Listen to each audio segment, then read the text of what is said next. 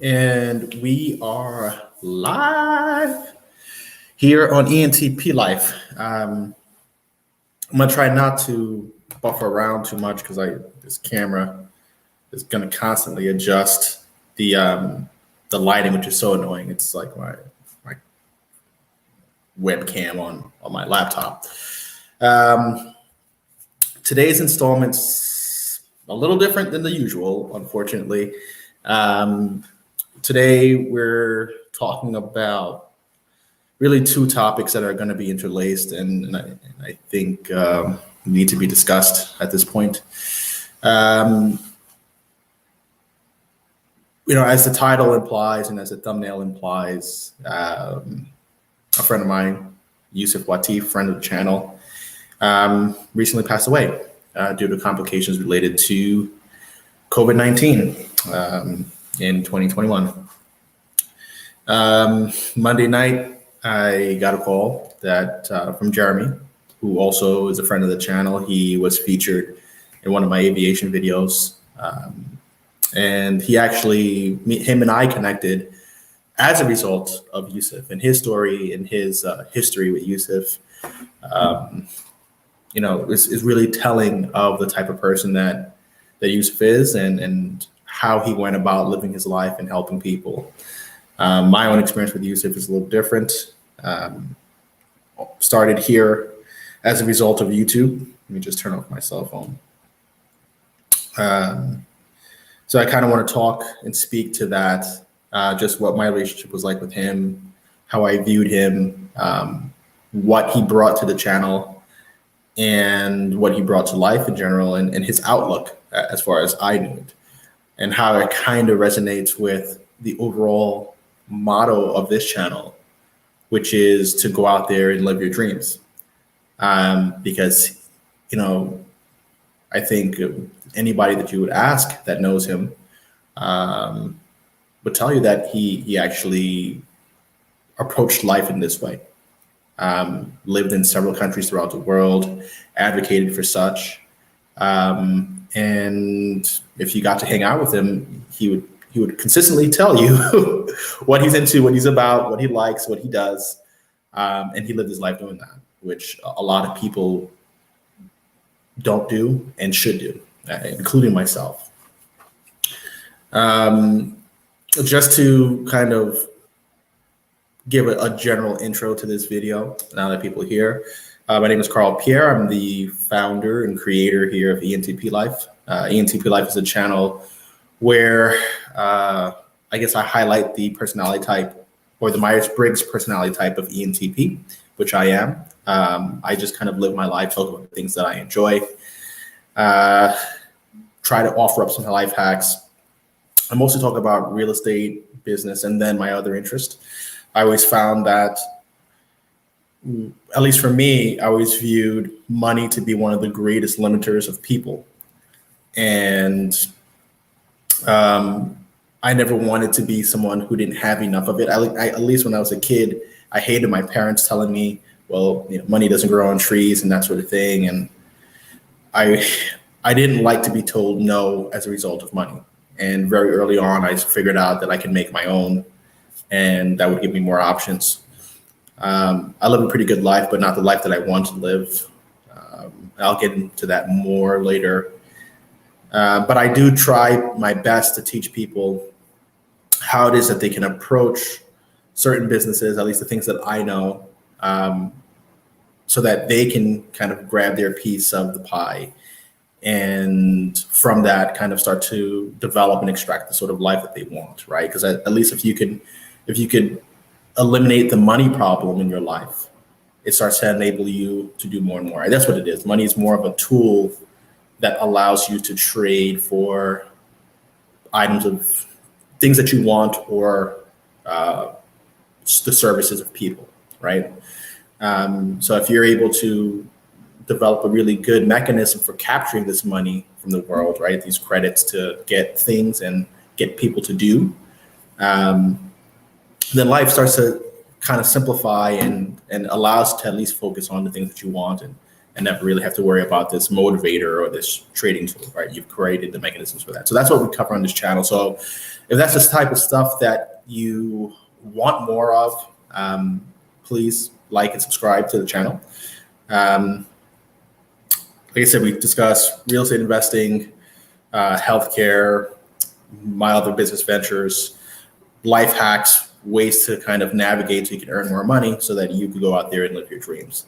That's what we do here on ENTP Life, and that's what we're here to talk about in memory of Yusuf. Just hello, everybody who's tuning in. If you guys are friends of Yusuf or know him or came to the channel because of him, you kind of know what's going on already. Dennis says, I got the news through another YouTuber, Barber World.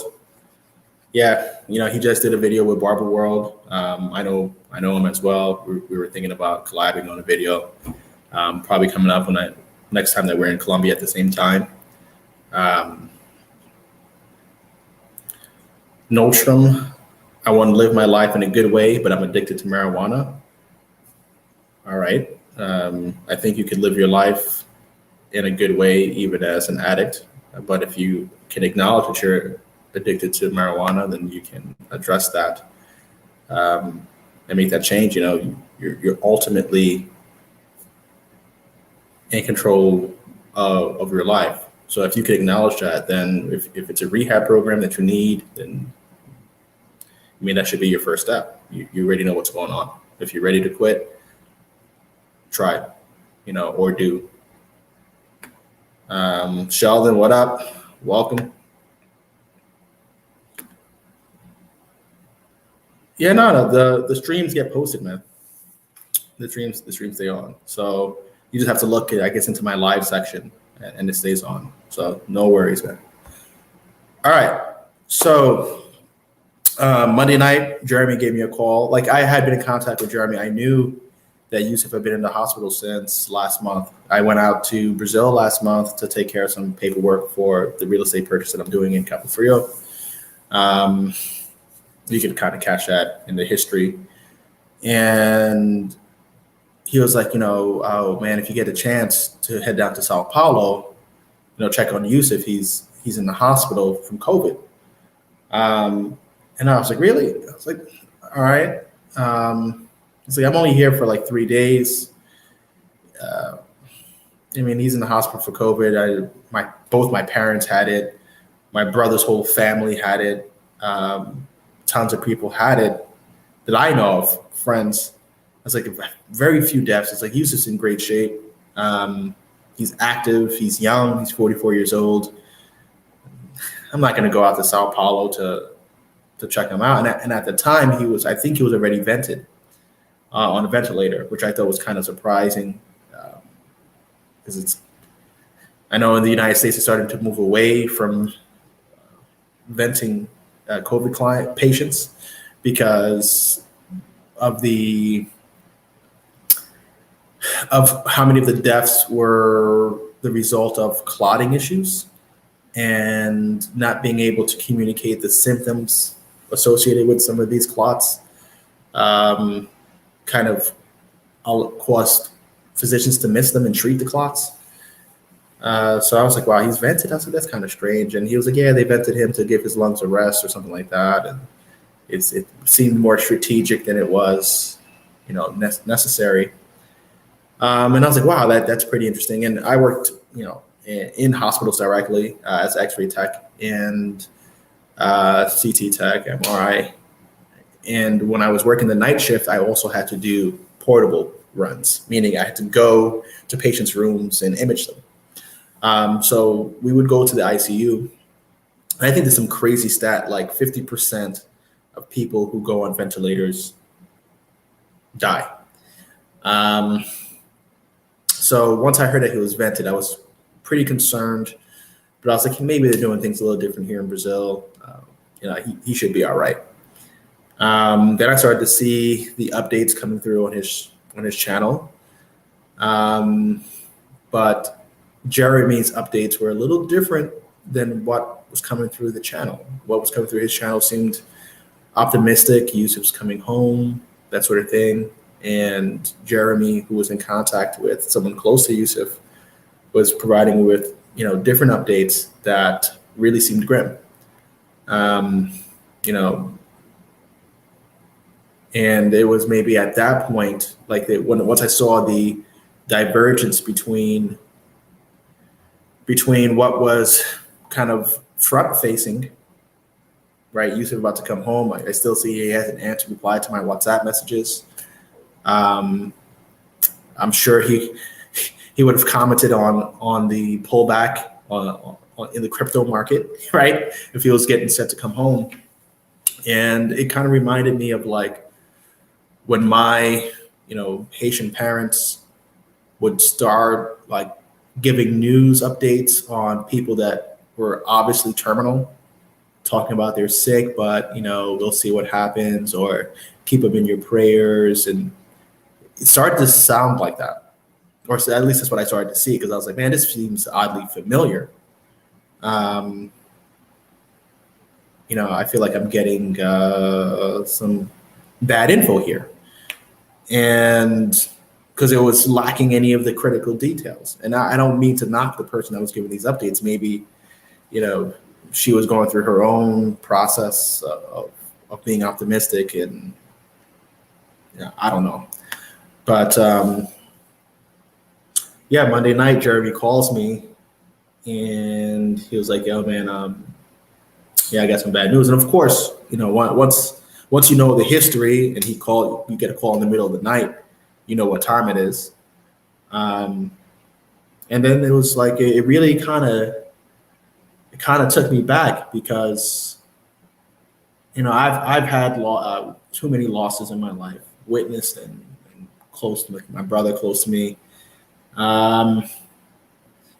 When you lose someone young who has been a positive person in your life, it's like it tends to cut a little deeper, and it makes you think, man, it makes you really assess what the hell's going on in your own life, right? Like, I'm a person who lives in like a parallel universe in a way. I live in the past and in the future. The present is just this ongoing thing, right? Where my present is like the result of my past and actively planning for this destination in the future. And I often feel like I miss out on life because of that. There's times where I'm working towards my future and I'm thinking about my daughter being home, that I could be, sharing new experiences with her, or helping her, develop her language, because she's having some difficulties there. But I'm working towards this thing in the future, as if the future is promised to me. I could walk outside right now and get, ran over by someone on a bicycle and die, right? Which is sounds crazy, but you could get mowed down by. I've seen it in the hospital, hit by a bike, and the dude has a brain bleed because he smacked his head against the asphalt.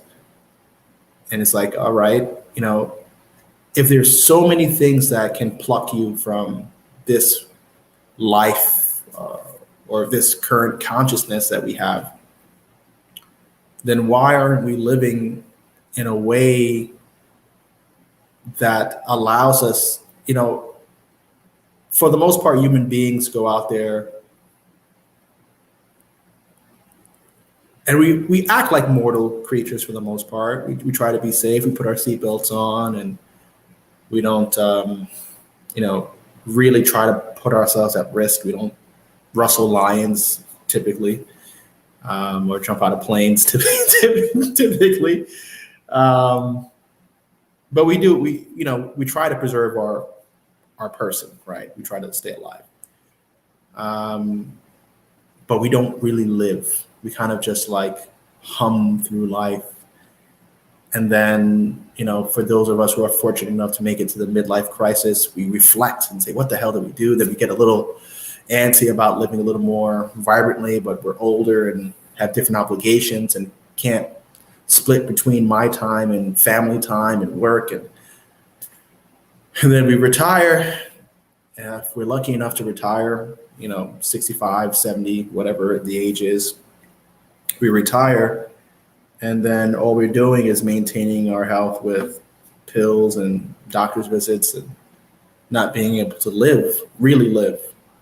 And that's the pattern for so many of us. And even for me, you know, I think I cleared multimillionaire status, net worth and that sort of thing, maybe 6 years ago. And I just wanted to, at one point, I just wanted to make $3,500 passively.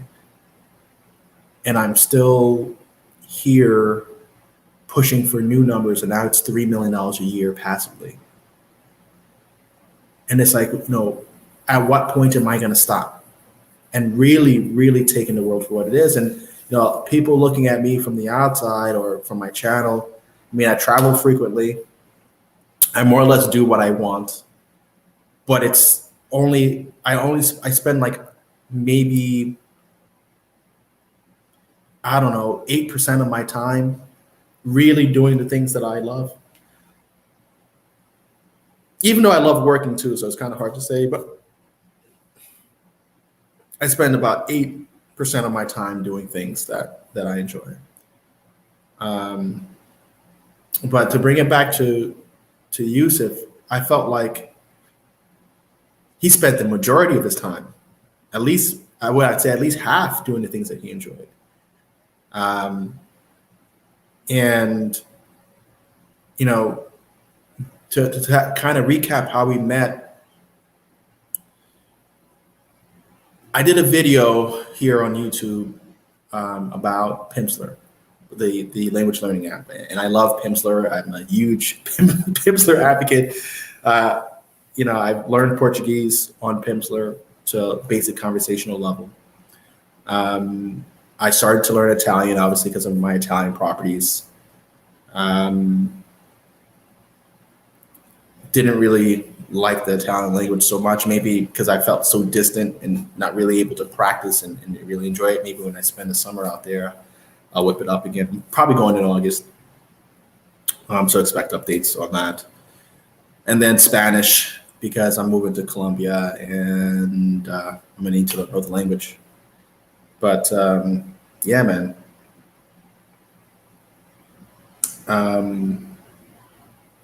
But yeah, so I posted this video on my progress with Pimsleur and giving it an honest review. And it was me speaking Portuguese and practicing Portuguese. And all of a sudden I get this message, an email, talking about, hey, I got these questions about Pimsleur. And it was Yusuf. He had seen my YouTube video on Pimsleur for learning Portuguese. Then we talked on WhatsApp a little bit, and I realized that he had a channel too. And he was like, you know what, man, come on to my channel. Let's talk about your experience, why you started learning Portuguese. And he had me on as a guest.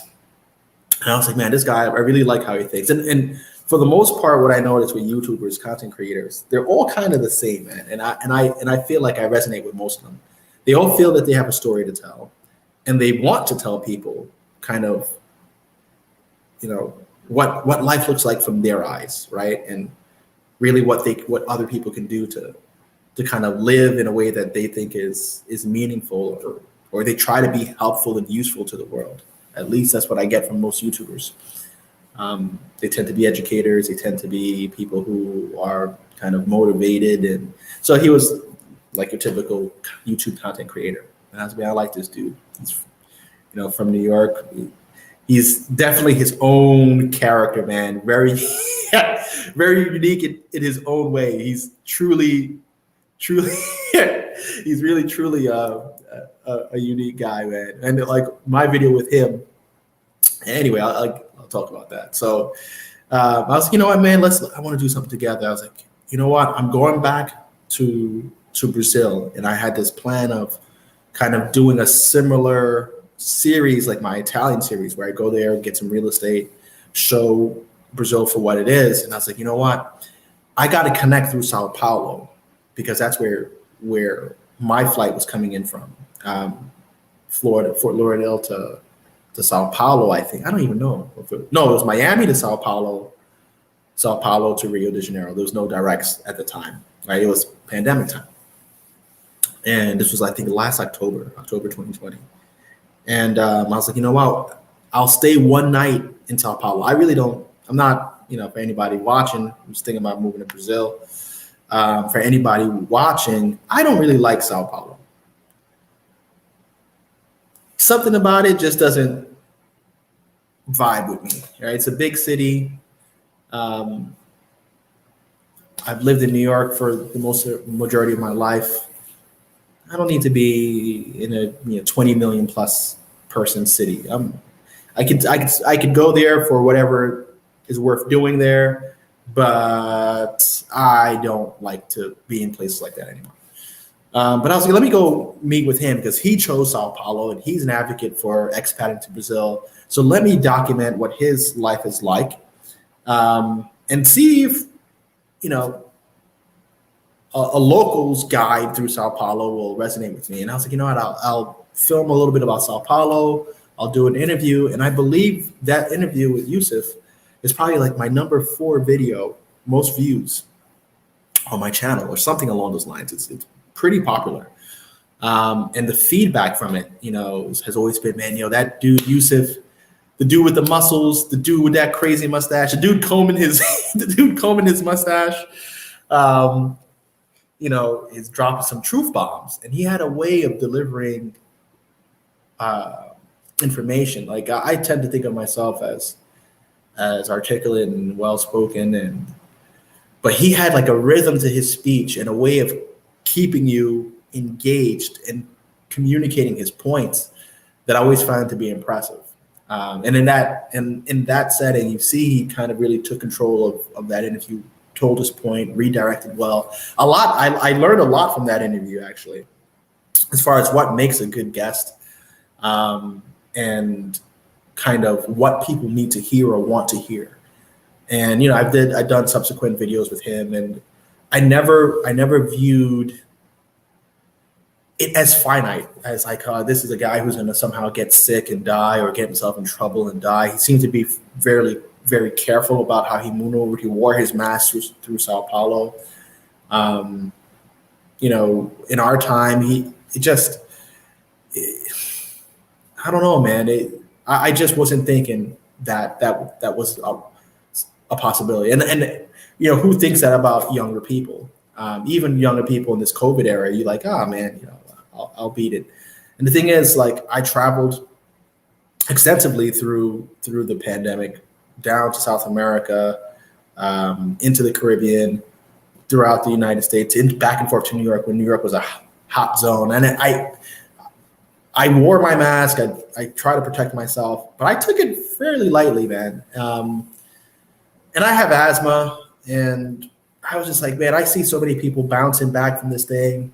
I think I'll be all right. And this just made me say, wow, man,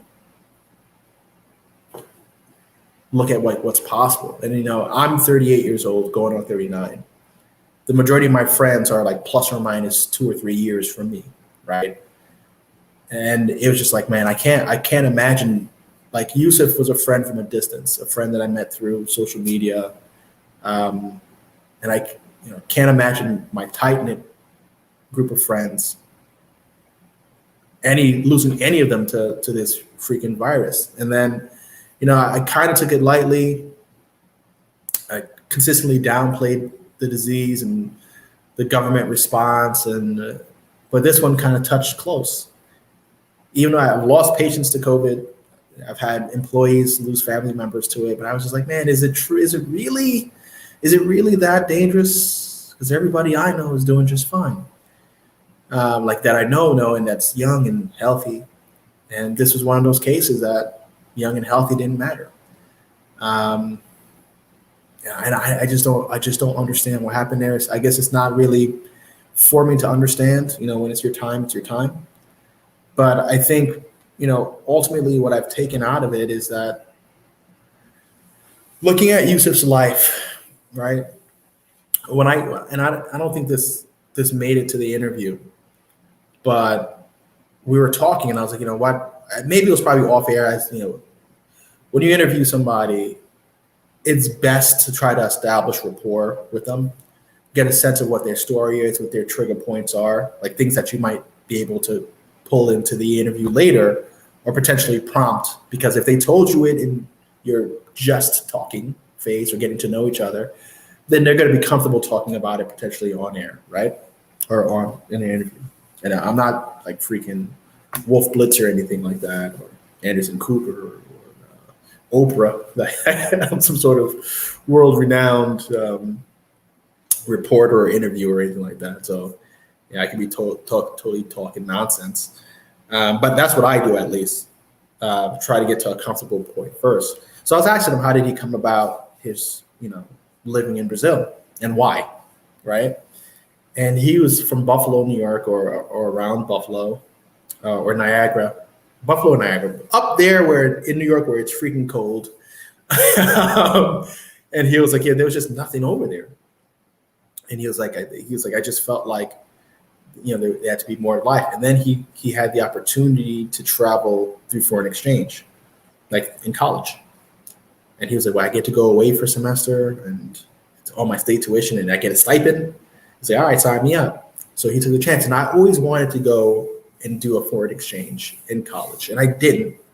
And I was like, man, so all right, he started young.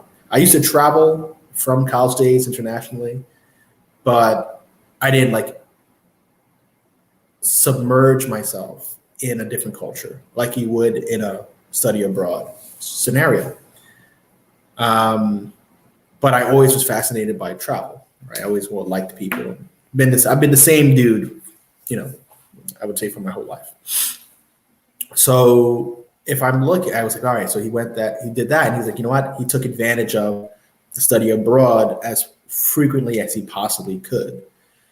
And he realized that, America wasn't home for him, that he wanted to go out and find his home somewhere. And I think most expats who expat not because of work, but just for the voyager in them, no different than the people who settled in this country. A lot of them settled for change of scenery, change of life. What's beyond the horizon? Is it the end of the world or what? Like, there's something about people who expat that they're risk takers, they're adventurous, they see life a little differently, right? Like there's like some crazy statistic that the majority of human beings live within 50 miles of where they were born.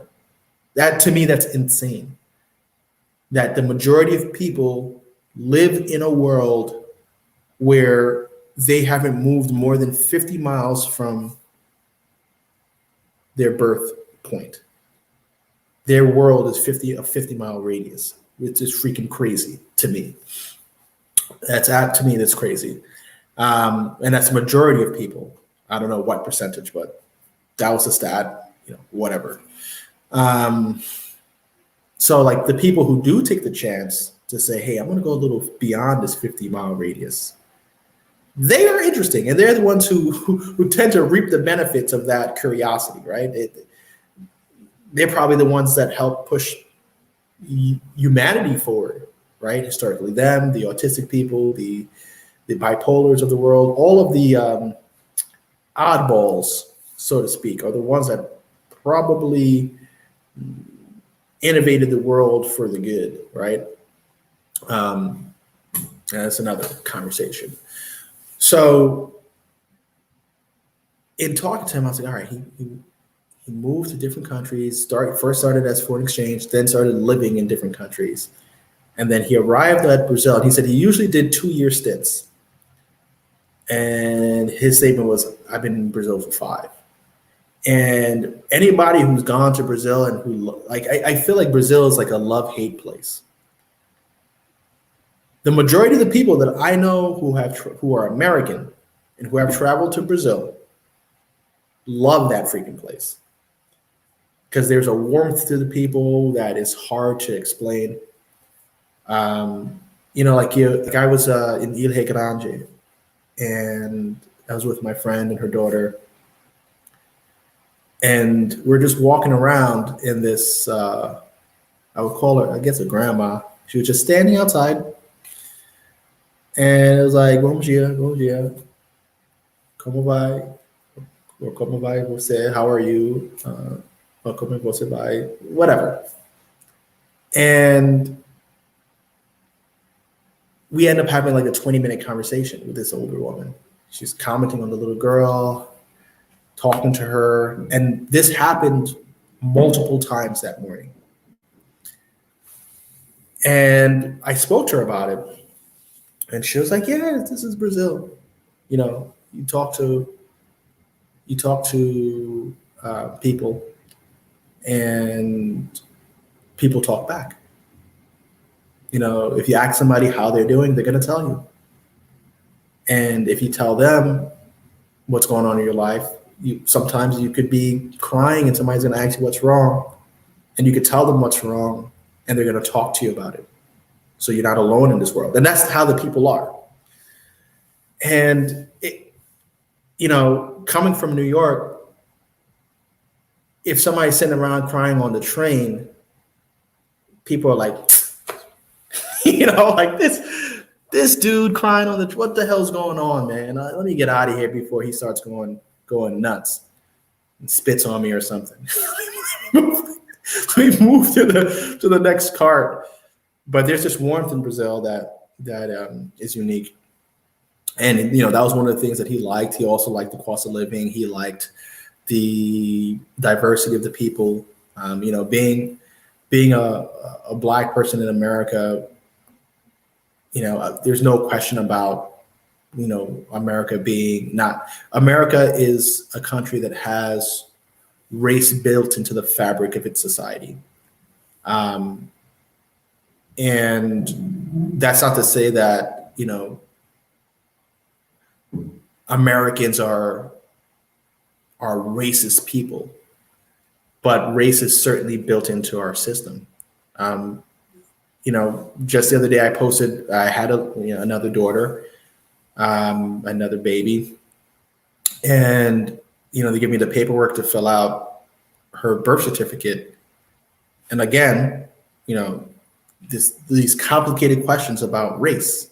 I'm like, what the hell is, you know, American, Native American, Alaskan, Pacific Islander, Native American, mainland, Hispanic, Black, Hispanic, Latino, white. I was like, well, you know, first of all, my daughter is interracial, two immigrant sort of parents. At least I'm not an immigrant, I'm natively born, but her mom is.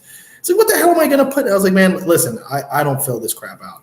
But all of our documents have this thing going on where our official documents are asking you to identify by race, when they should be asking you to identify by maybe your nation. That should be all that's relevant. Are you American born? Yes or no? If not, what nation do you claim as your primary residence or your permanent residence? So having that race thing from the day that you're born into this country kind of conditions you to start sorting into these like tribes by race.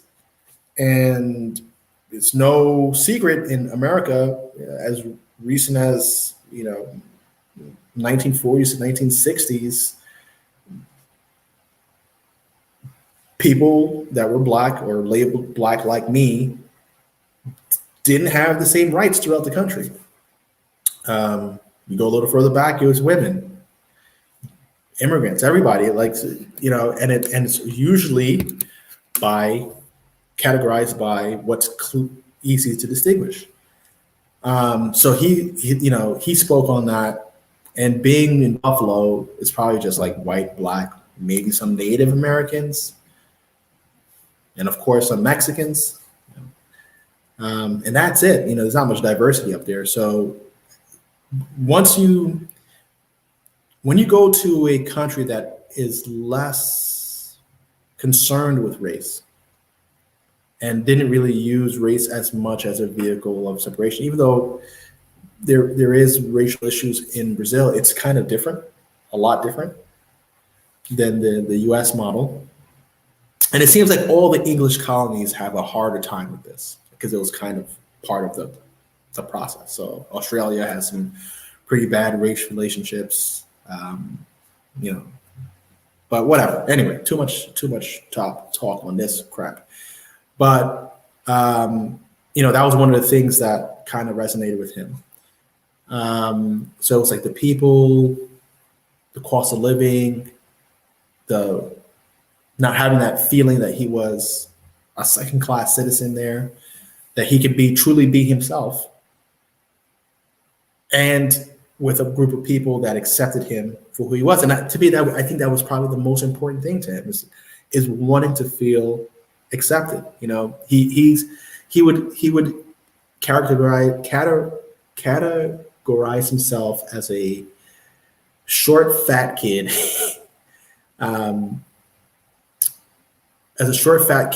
who liked to read, and as a square, and as like these somewhat what a lot of people would consider negative terms, but that's who he was, and that's he accepted that and embraced that, and actually took control of that and said, "Hey, I'm not going to be a fat kid. I'm going to be a muscular kid."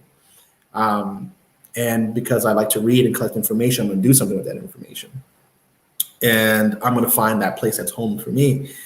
And in looking at that and looking at his story, I was impressed, because there's growing his ridiculous mustache, and he would say that I'm growing this ridiculous mustache just because I can.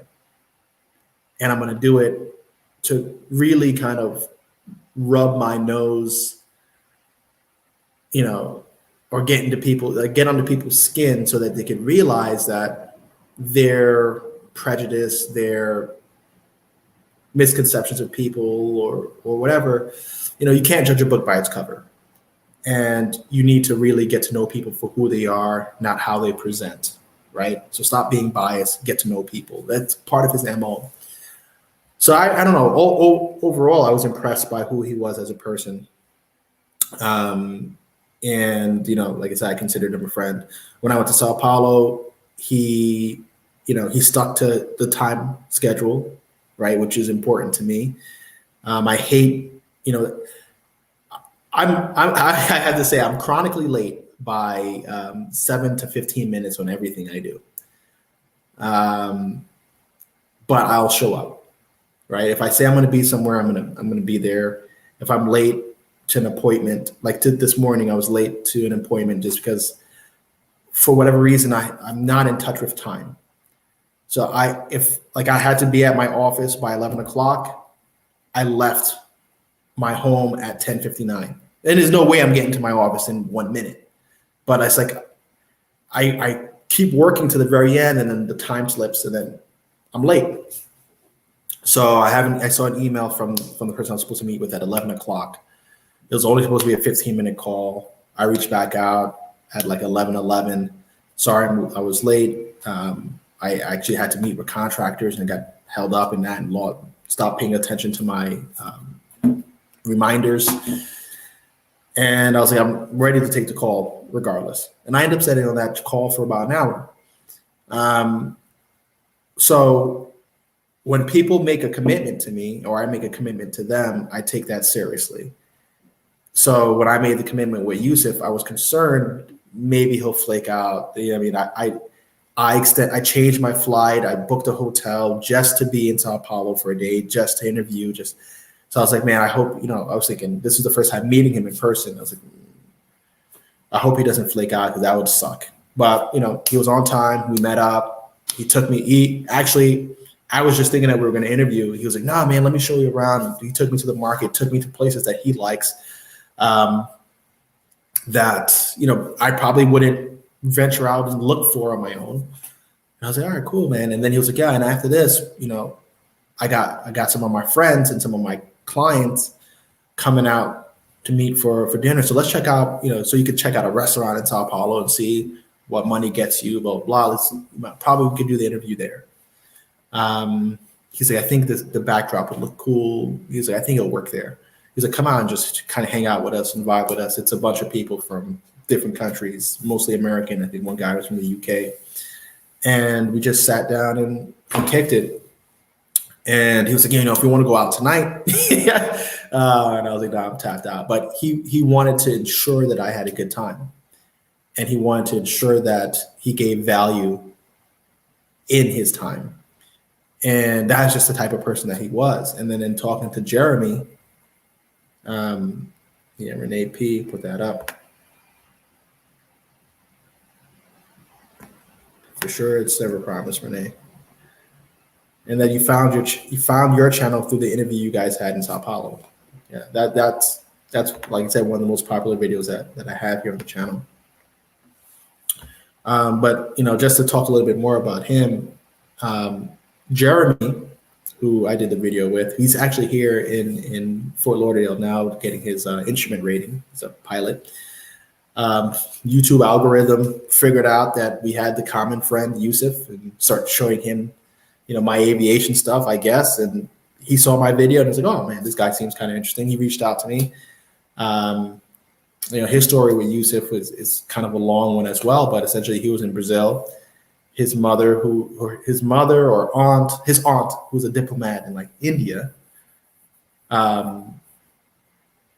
found Yusuf through his Black expats in Brazil group, or one of his groups on Facebook, and was like, "My nephew's out there and I want him to be safe. Look after him." Put him in contact with Jeremy, and and that's how they became cool. And he did. He reached out. Was like, "Hey, I'm here for you." And Yusuf's that way. He was really like an ambassador for Brazil. He wanted people to come to Brazil, and I think that's why he had the Black expats in Brazil group, because for him, I saw that.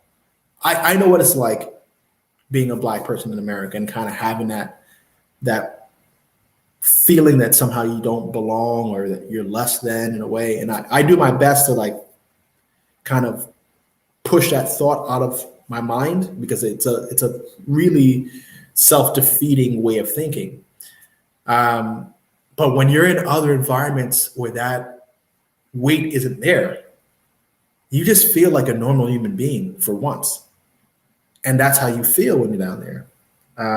It's extraordinary. I think if you're a Black person or a person of color, whatever you want to call it, and you go from the United States to Brazil, you'll know exactly what I'm talking about. It's weird to describe to people who aren't, I guess, for women who are watching that aren't Black, it's like being a woman in a male-dominated society and then being in another society where your sex is irrelevant to any bit of the conversation, right? That you would be like, "Wow, it feels great not to feel like, a weak woman or someone with a second class voice, or who doesn't have a voice, freaking mosquitoes, who doesn't have a voice," or something like that. That's the best way of kind of putting it. I don't know how else to describe it, but he was really trying to show people what joy this place Brazil brought him, and he conveyed it beautifully. And I really just wanted to let those of you who are watching, who are friends of the channel, friends of Yusuf, who had seen his interview and found it to be colorful and just a pleasure to listen, just to know, wanted to be able to kind of convey my opinion of the guy, and really let you guys know what's happened with him, and really to try to send a message out that would be fitting, or he would want people to kind of share in his name. Sorry.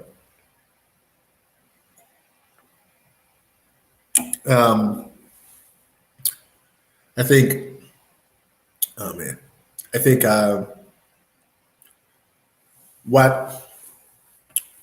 what he would tell people, and what I guess I've seen from him, is like, we all have this voice inside of our heads that's somewhat dissatisfied with what's happening in our life, whether it's, not happy with our relationship, not happy with our job or our career, not happy with our family life, our friendships, our socioeconomic status, our neighborhood, or whatever, insert whatever you're not happy about.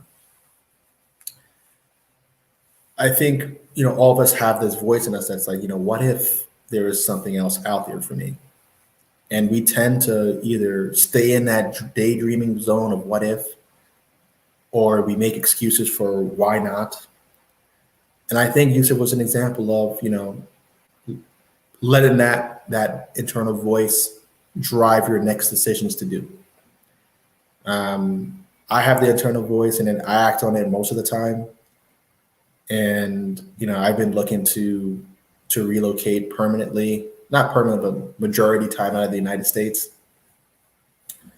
And that was delayed mainly because of my partner's residency status, and I kind of have some resent for that.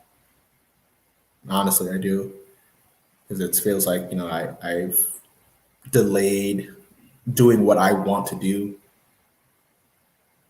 because I want someone else to be comfortable rather than doing what I want to do.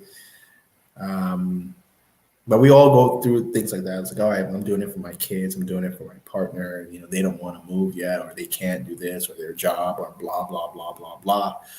And we end up living these lives that, and we, like I said, we place the thing that we want at some distant point in the future. And it's like, you can't live your life that way, because that future is not your future. In some way, you will exist beyond your consciousness, right? Beyond this consciousness that you have, this present sense of being alive or being in this world, whatever this freaking thing is.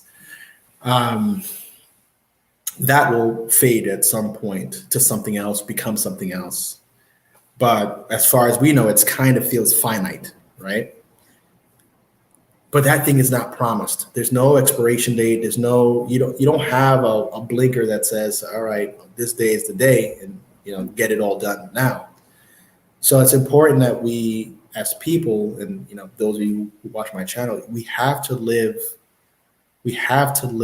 exactly as we want to every day of our life, unapologetically, because you never know when a stupid virus or a stupid accident or some autoimmune disease or cancer take a hold of you, or whatever, some freak complication happens. You never know when it's going to happen to you.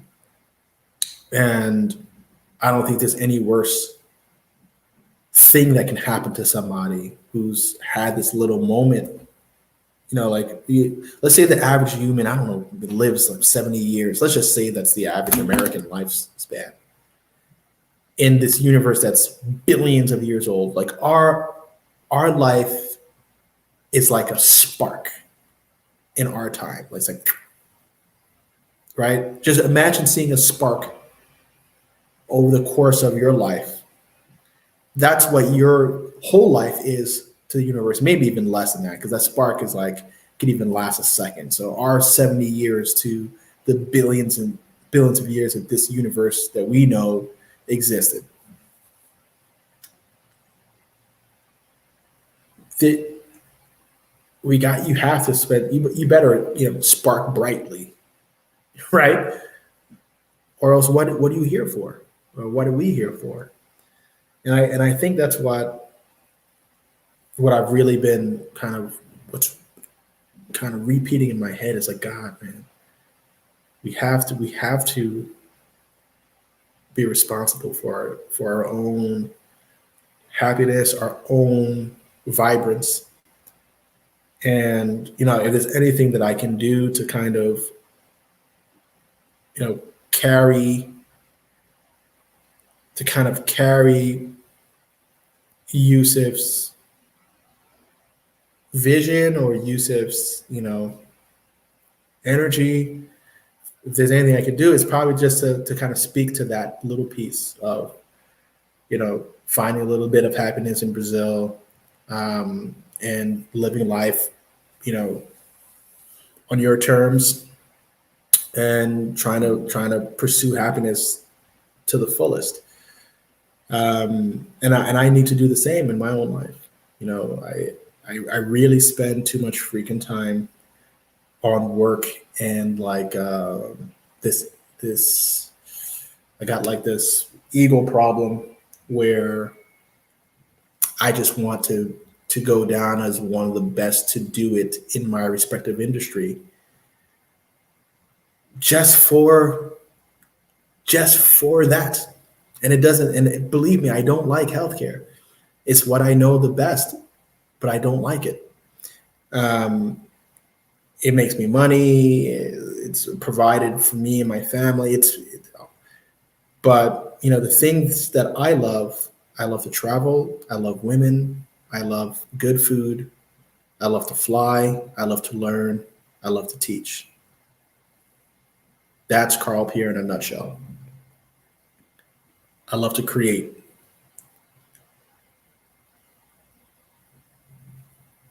Healthcare isn't one of them, right? Isn't one of the loves. Money isn't one of the loves either. So, what am I doing with my life? And I think that's really what I've been reflecting on this personally, but this has kind of been like the climax in that, and I need to make some changes. Um, and I hope that I'm able to help other people see the same, and motivate others through action, not through my own death, but motivate others through my actions to take the necessary action in their own life to pursue the things that they want, so that they can live as vibrantly as possible, man. And I don't really send. I'm not the type that does rest in peace sort of things for people on the internet. I'm not doing this to kind of for Yusuf per se, because it's not like he's gonna watch this. At least I don't think so. I'm doing this really for the people who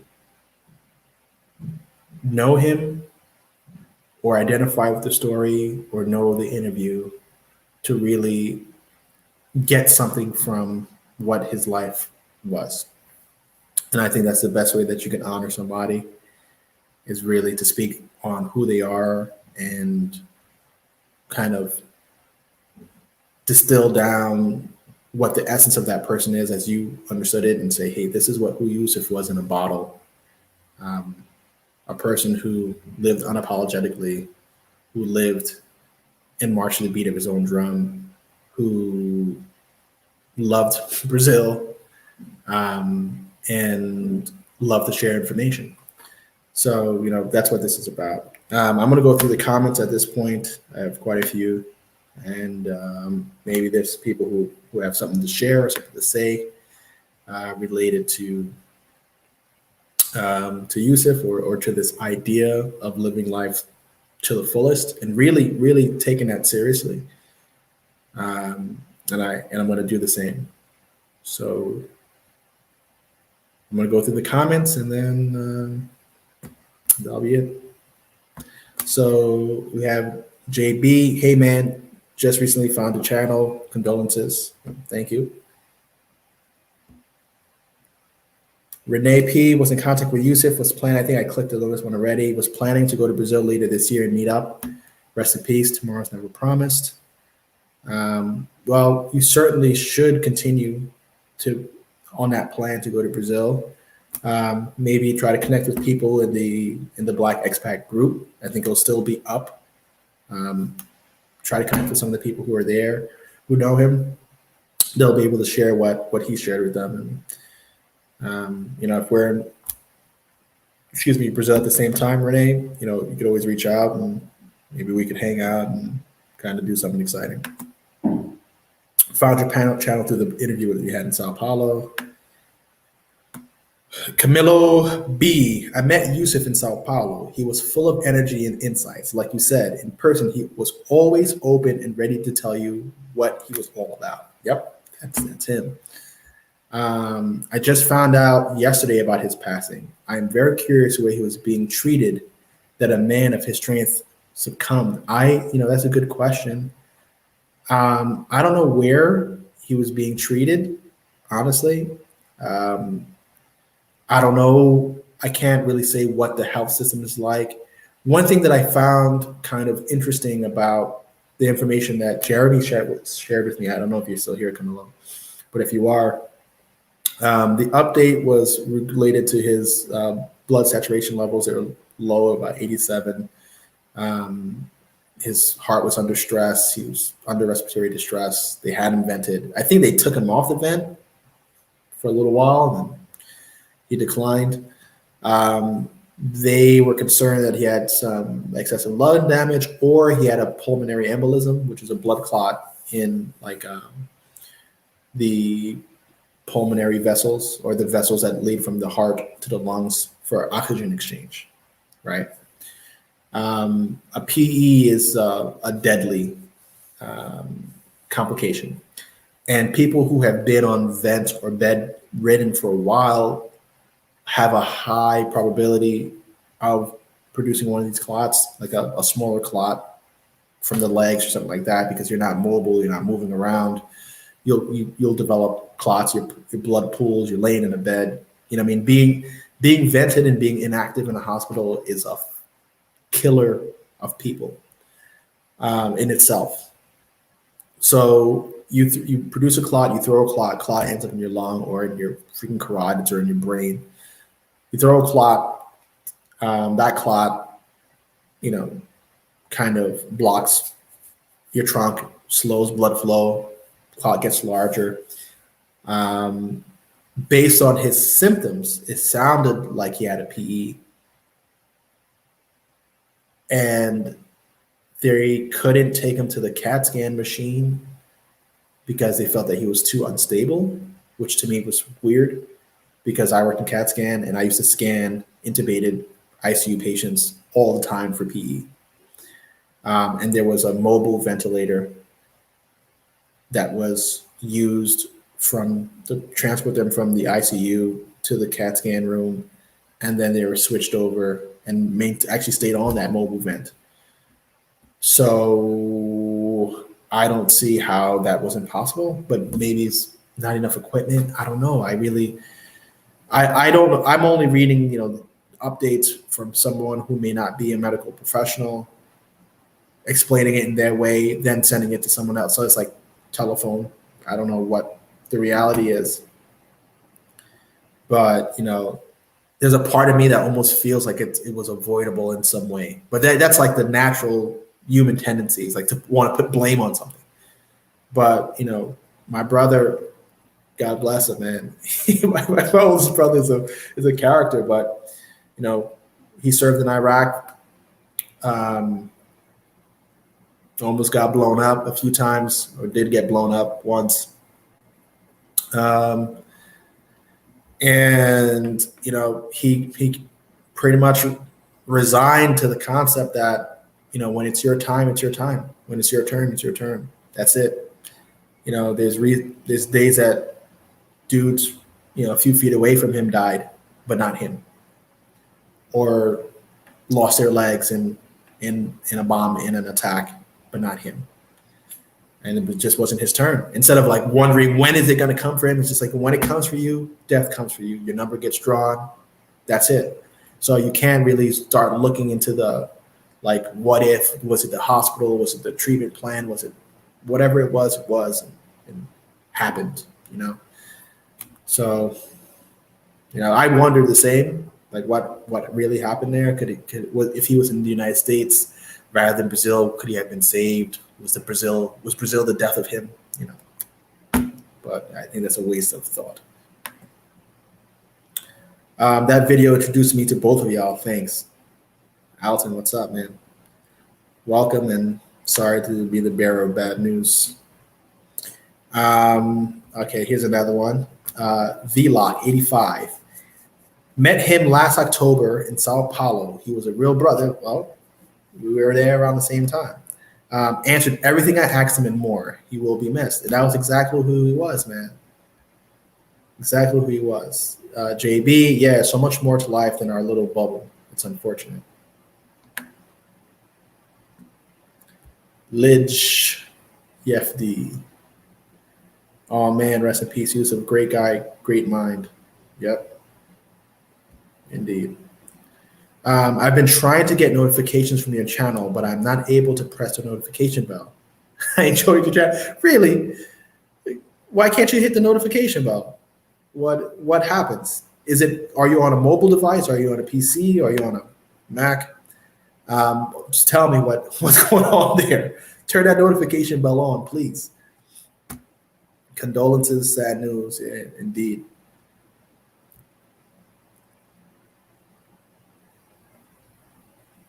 People look the other way. Blue Ocean, shocking news. Anyone following the traveling / hustling scene knows a lot of you brothers like Barbara and Yusuf. I remember Yusuf, had a video together, which was one of my favorites. Rest in peace, Yusuf. Well, thank you for the feedback, and just think about what we share. Barbara World, Yusuf, they're all saying the same thing. Go out, live your life, do what you want, figure out how to pay for it. If you start thinking in that way, like how much money do I need to do this thing that I want to do with my life? It doesn't cost a lot of money.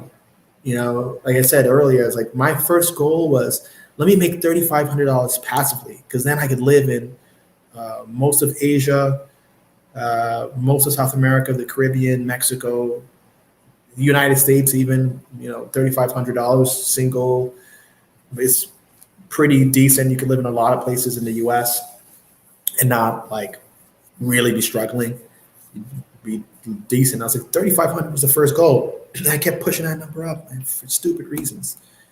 But if you take anything away from our types, take away how to make the money to eliminate that excuse and to enable you, and then really look at who we are, what we're interested in, and replicate. I mean, that's one of the easiest things you can do is replicate.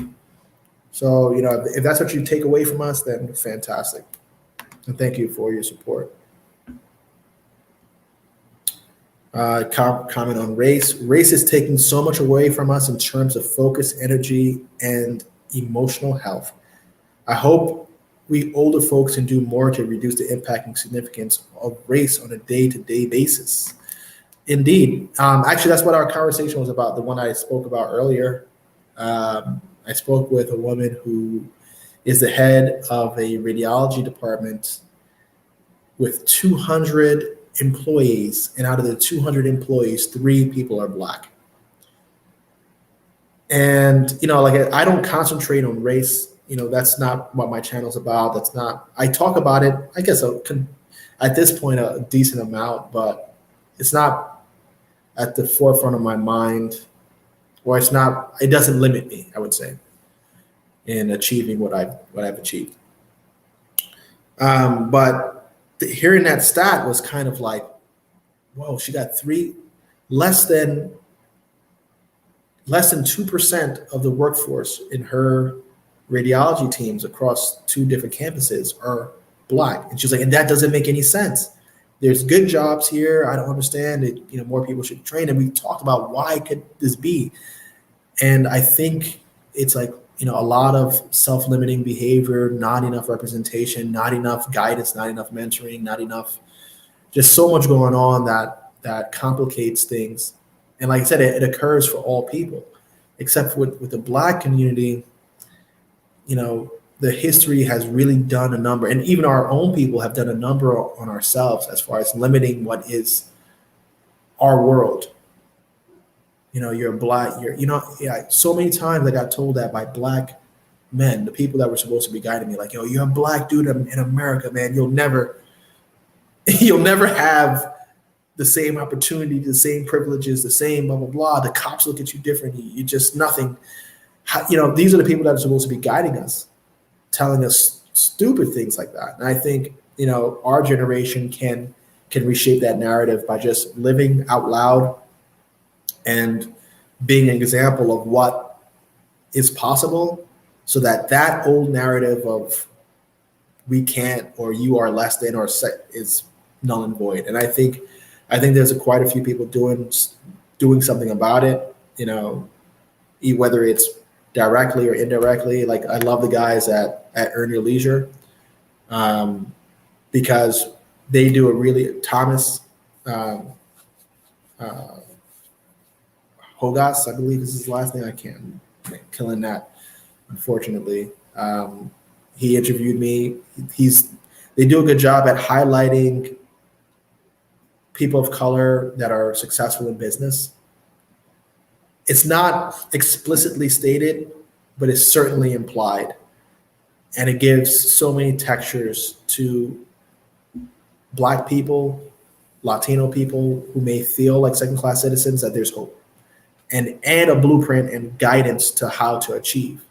So, when I see networks like that, whether it's me saying, hey, this is who I am and how I live, and I'm a Black person, you can do it too. Like, I don't explicitly say that, but if you look at who follows me, it's because that is what resonates with them to a certain degree, or my interest, right? That's what it is. But if you can see that and you know that you could contribute to making an impact, then I totally encourage it, and I think it would be rewarding. Nicole McCrae, I started working on my nursing agency and quit because I didn't have all the resources. Feeling lost.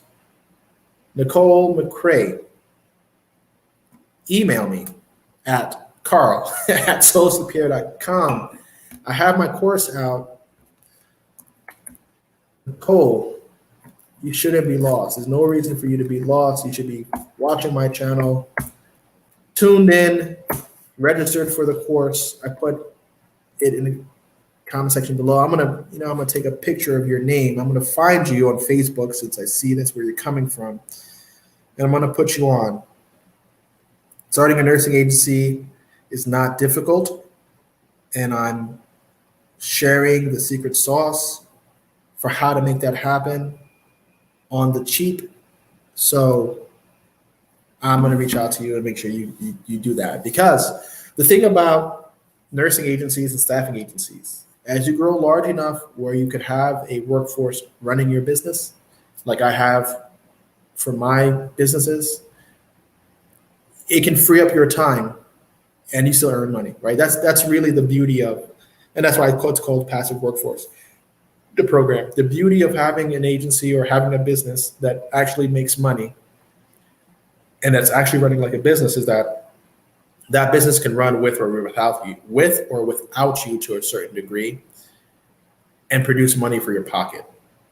So that way you don't have to worry about the money coming in and you don't have to be tied to your office or to your job. And that's why I wanted to make this course, because it's in line with my belief that you should make as much money as possible and then live the life that you want to live. So this is one of those pathways. So I hope you're here. If you are, email me. I'll send you a link to it. If you go to entplife.com and you follow the courses, eventually you'll get there. I need to rebuild that site out so it's a little more direct. I think I'm launching it. I have an update being built this week. It should launch this weekend. So if you go to entplife.com, it'll be a little more clean. Right now, it's kind of crazy looking, but that's improving. Thank you. I'm glad that you think so.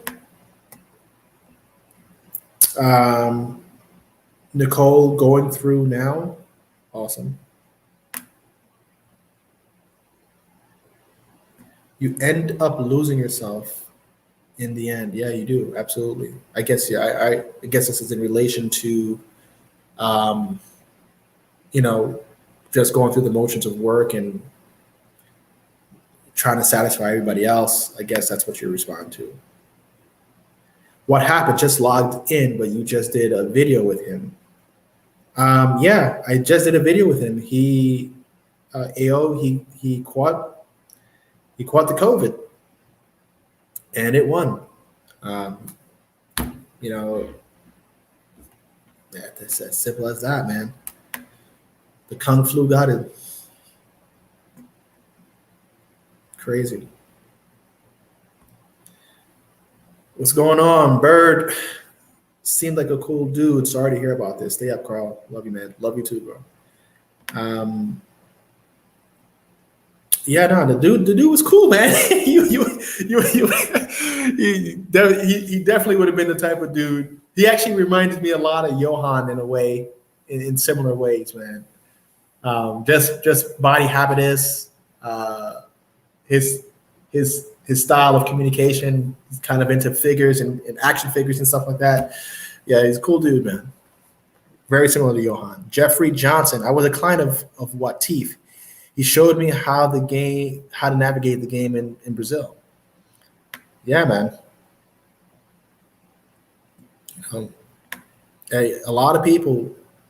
I haven't met anybody who has worked with Yusuf or who knows him as a friend that wouldn't say the same that I'm saying right now. The dude would go above and beyond to make you feel comfortable and to share with you what he knows, right?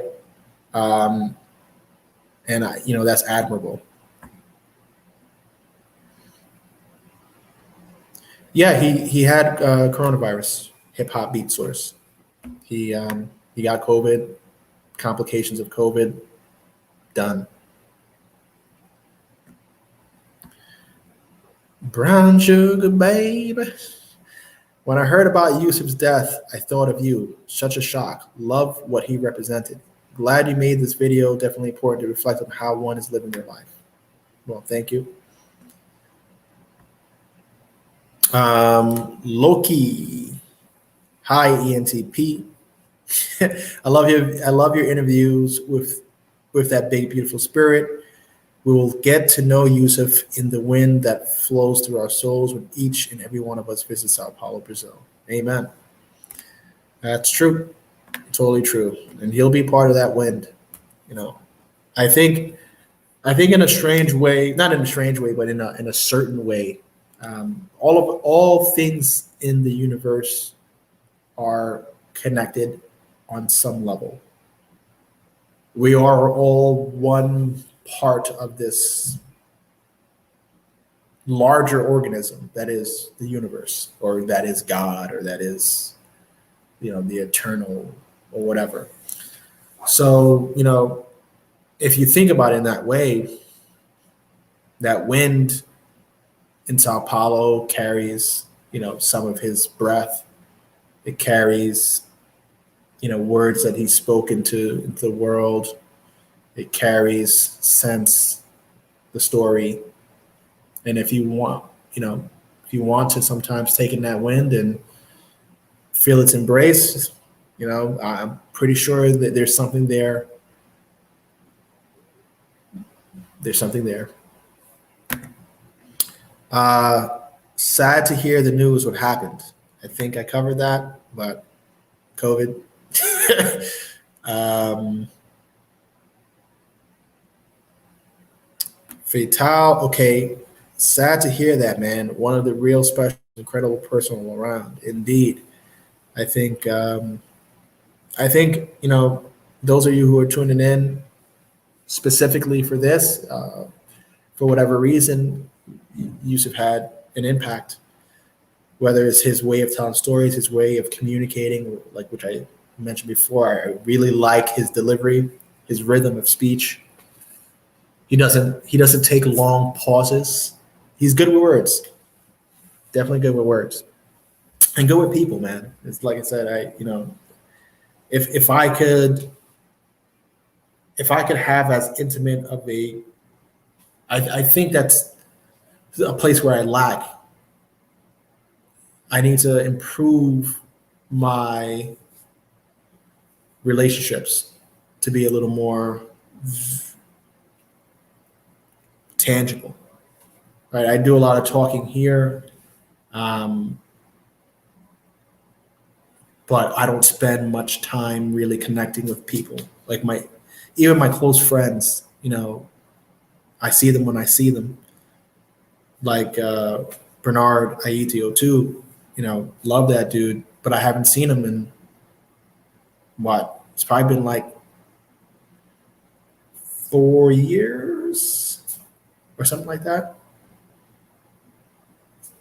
I think things like that is unacceptable. But here I'm just living my life, working and looking for the next accolade, and It could be, Bernard who gets COVID. Now, I'm not trying to put that shit on, I'll put that on you, Bert.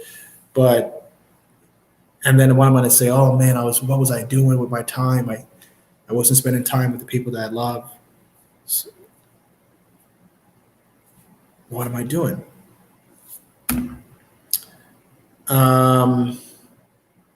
Did Yusuf get the vaccine? I would have to assume not. My friends that are younger in Brazil all haven't been vaccinated.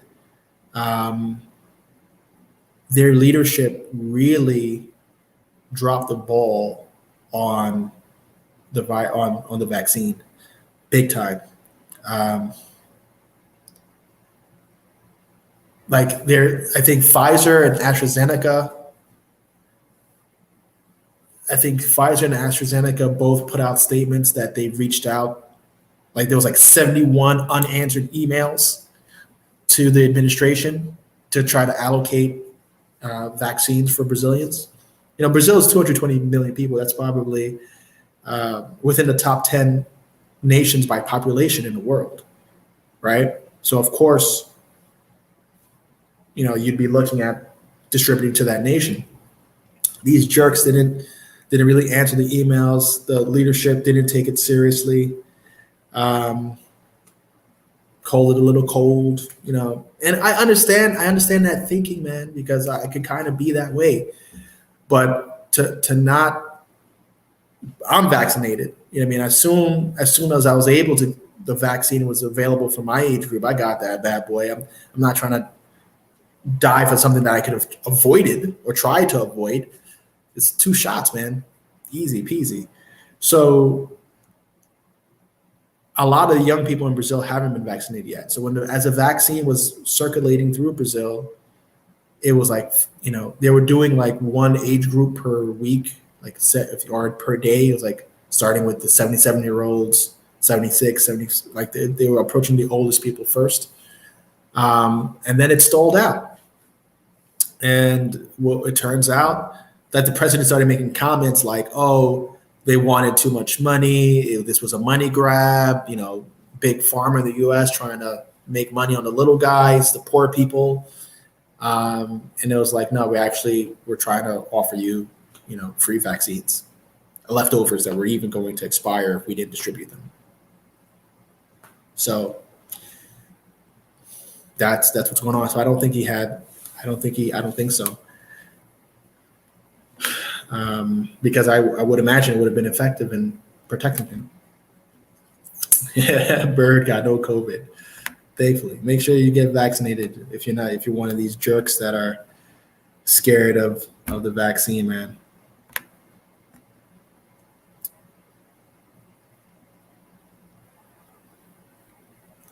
Yeah, man, there's no love lost. It's just, too much time, way too much time passing between meetups, man. I think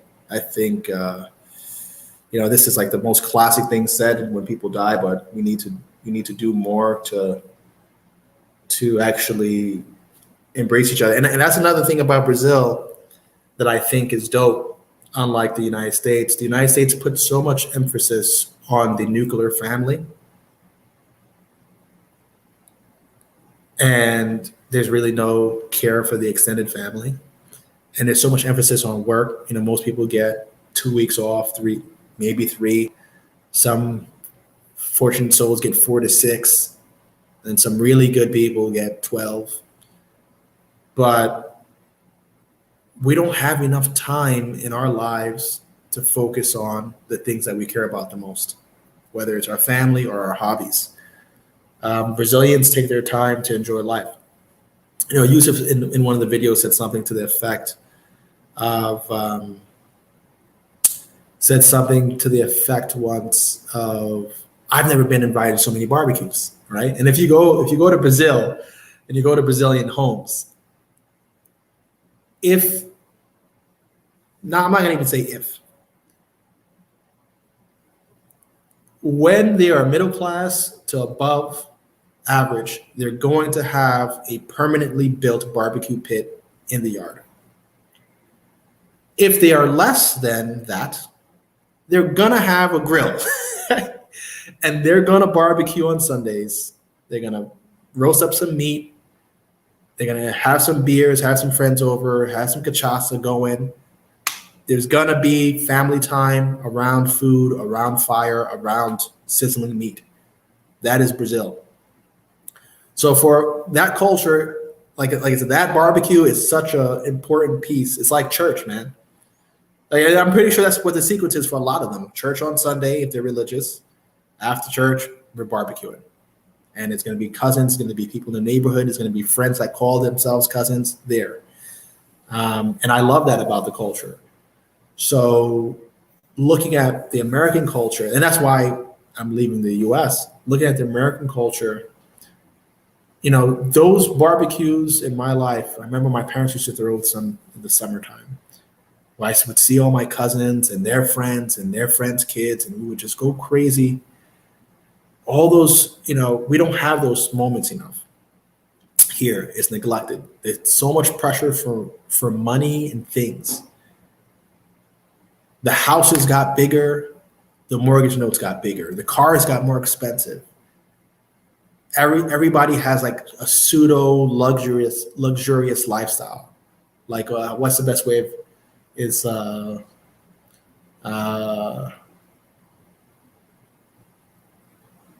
like, who said it? I think it's like I think Kanye said something like that.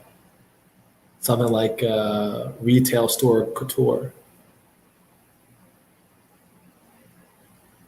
Something to that effect. But all these luxury brands that more and more Americans have, whether it's the vehicles, the clothing, whatever, it's in mass. It's like this false sense of luxury. And I just don't want any parts of it, man. I need to just live my life more. That's it. Before my spark goes out. JB, in a bit of a rut over the past few years, but seeing channels like yours and people like you talk about living life makes me want to get out and travel again. Need to make myself uncomfortable again. Absolutely, JB. JB, what's going on, man? Like, why are you in a rut, and what's preventing you from getting out of that rut? Like, what is your block, so to speak? What's happening? Patrick Thornton. Too bad. Yeah, Brazil's president is referred to as the answer to U.S. Trump. Yeah, that dude, man. That dude.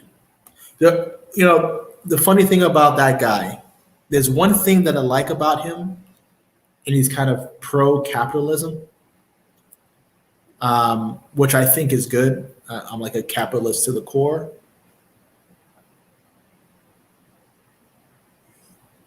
And I think Brazil's economy can improve if they have the right leadership. They need to have somebody who has like a full vision for where the country is going. They have tons of resources, tons of low-cost human labor.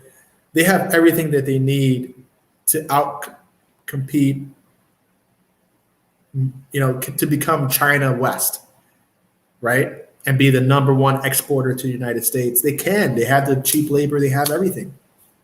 They're just not structuring themselves in the right way to leverage that. They need to make some changes. But that dude is there's a whole bunch of these idiots popping up in the world, and he's one of them that are in leadership positions.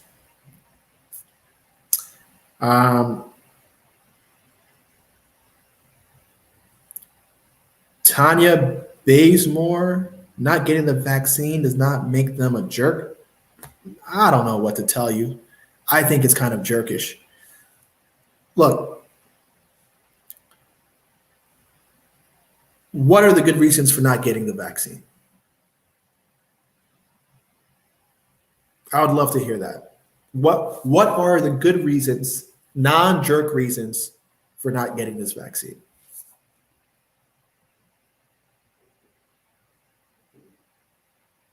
We have spiritual discernment. I don't know what that means, man. I would love to hear it because this this this is something that I definitely would love for you to expand on this, or even come on and talk to me about it, because this is not making sense to me. I remember when Yusuf mentioned his parents made him read the entire encyclopedia several times, yet many people don't know how to read. Yeah, I'm one of them. I read so slow and choppy.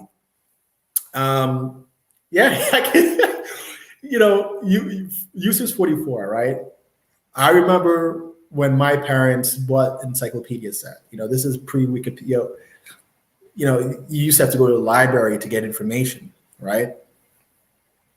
And those encyclopedia sets were like a few hundred to a few $1,000s in the 90s, when minimum wage was like $3 and change, right?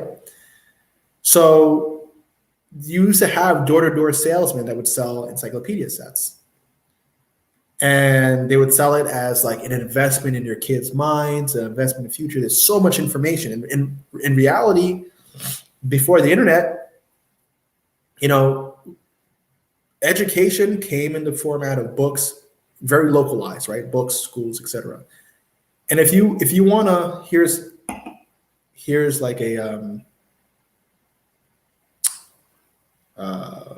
evolutionary thesis that I have, or theory, or maybe it exists in the world. But what makes humans unique from other animals, and what I think has really allowed us to evolve at the rate that we have, is that humans have been able to take a lifetime of trial and error, experimentation, information, progress, major progress, and shrink it down into a book or a video,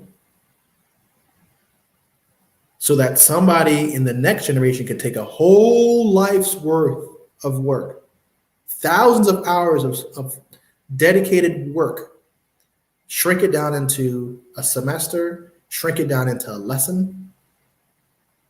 And that allows that next generation to take that information that would take normally a lifetime to learn, and expand on it for a lifetime, and again, condense it down. So we get all this information downloaded to us generation over generation, over and over again. So the encyclopedias were that, this aggregation of information.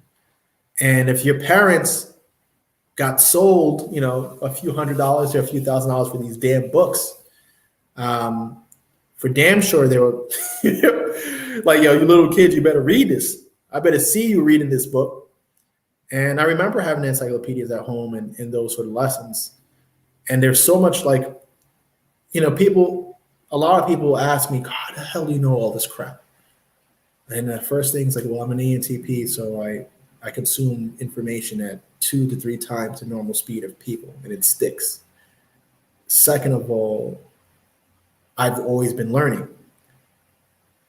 And the more you learn, the better equipped you are for this world, right? Because you got all of that life experience from others, all of that research, all that trial and error as a point of reference, so that you can make decisions a lot easier.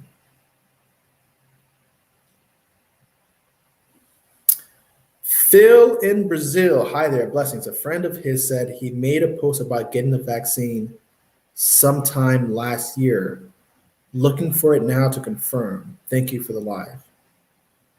He made a post about getting the vaccine. I don't know. Look for it and share it. I wonder which vaccine he got, and if a variant got him or what. But that would be good to know what happened there. But 44 years old in Brazil, got the vaccine. I don't know if that's true. Like, I think, are anybody here from Brazil could kind of update me on the status? I know a few people that are young, my age group, no vaccine in sight. So I don't know how true that might be.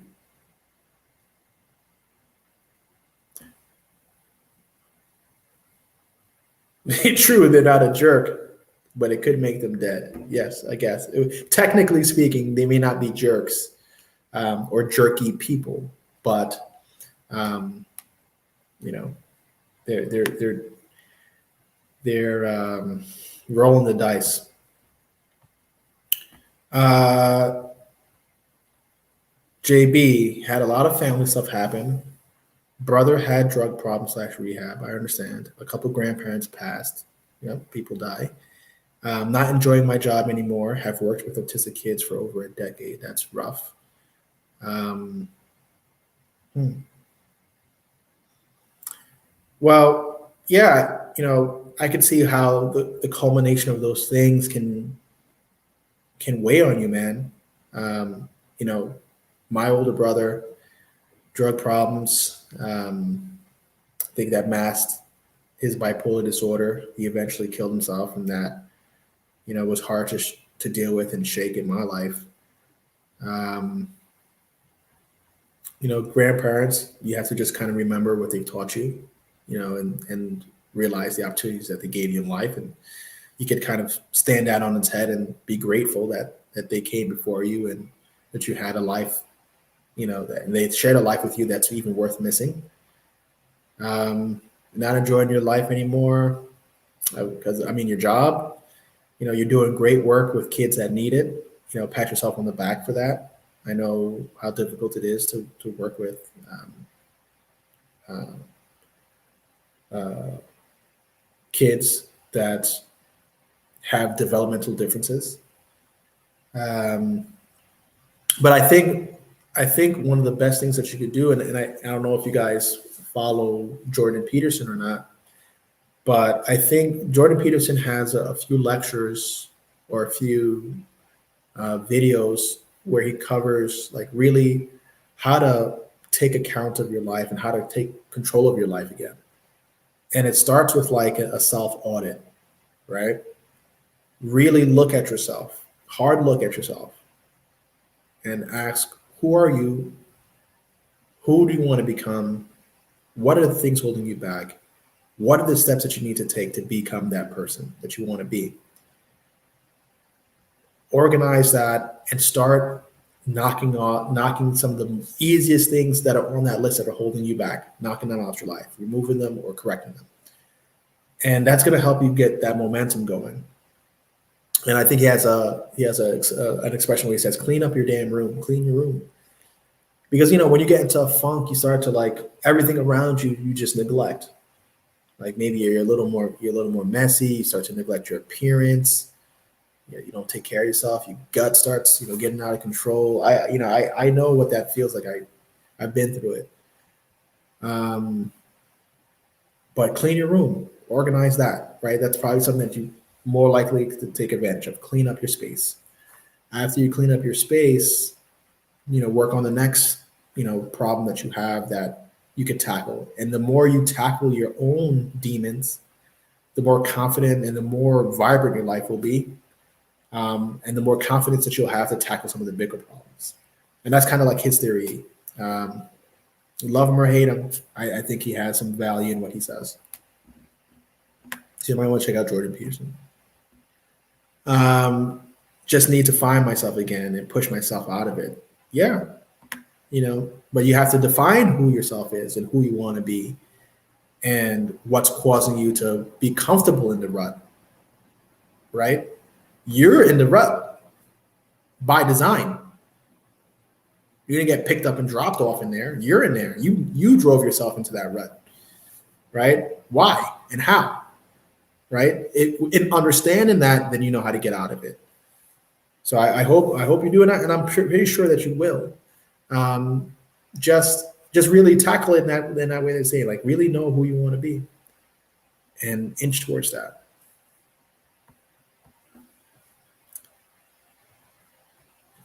Sushi. Food for thought, I guess. I don't know. Fatal, I don't think it is a live your purpose or not. Okay, I don't think it is a live your purpose or not. I think it's up to you what you want. What the hell? What am I reading? I don't think it is a live your purpose or not. I think it is up to you what to think of it. I guess. Not quite sure what that means. Jonathan Sims. I live in a rural area in central Kentucky. I think there are many here that have been scared into thinking the vaccine may be unsafe. I've spoken to many that say they're waiting a while. Yes. Yo, I was in Sarasota, Florida for a healthcare convention at a bar with Floridians, real Floridians, not these Southeast Florida Floridians, real Florida, red Florida. And the things that they were saying about the virus and the vaccine was pure internet misinformation. And I don't know how that misinformation is circulating so well. And why does it ring so loudly to so many people? Maybe because they don't have enough intellectual bandwidth to process the information. I don't know. But yeah, there's a lot of people who don't understand how vaccines function, who don't understand the FDA approval process, and that it's pretty bureaucratic just for bureaucracy's sake and to generate fees. And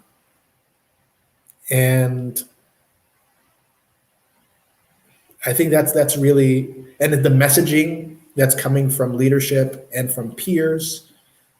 I do my best to try to share with people kind of how a vaccine works. And one of the easiest ways or best ways that I try to explain it to people who don't have like the biology background is that your body produces antibodies, right? Think of these as like defensive warriors. If your defensive warriors are attacked by another organization that has a very distinct style of attack, let's just say it's the Mongolians who came on horseback, right? This invading force comes in, you have a little conflict, you get your butt beat a little bit, you retreat to survive. You learn something from that attack. Chances are if they try to attack you again, you're going to have a bag of tricks to fight them off and most likely win. Especially if it's Mongolians that haven't fought you before either, or have an idea of who you are. Vaccines work very much in a similar way. They introduce either a vulnerable piece of genetic sequence, or they introduce a foreign genetic sequence that your body uptakes. In the case of the coronavirus, your body takes in this messenger RNA. It tricks your cell into making a COVID-like cell out of your own human cells. And your human cells go, what is this foreign DNA? What is this foreign cell? They learn how to fight it. So when they see these attributes from the virus, when it reintroduces to your body, the response is immediate, the response is quick. It fights off the virus before it gets to fester, right? That's how viruses work. That's how vaccines work. So it's either going to be a dumbed down version, and rarely they do this, but a dumbed down version of the live virus, right? That has an active area that is clearly susceptible to antibody attack. Is going to be newer vaccines are now these mRNA vaccines.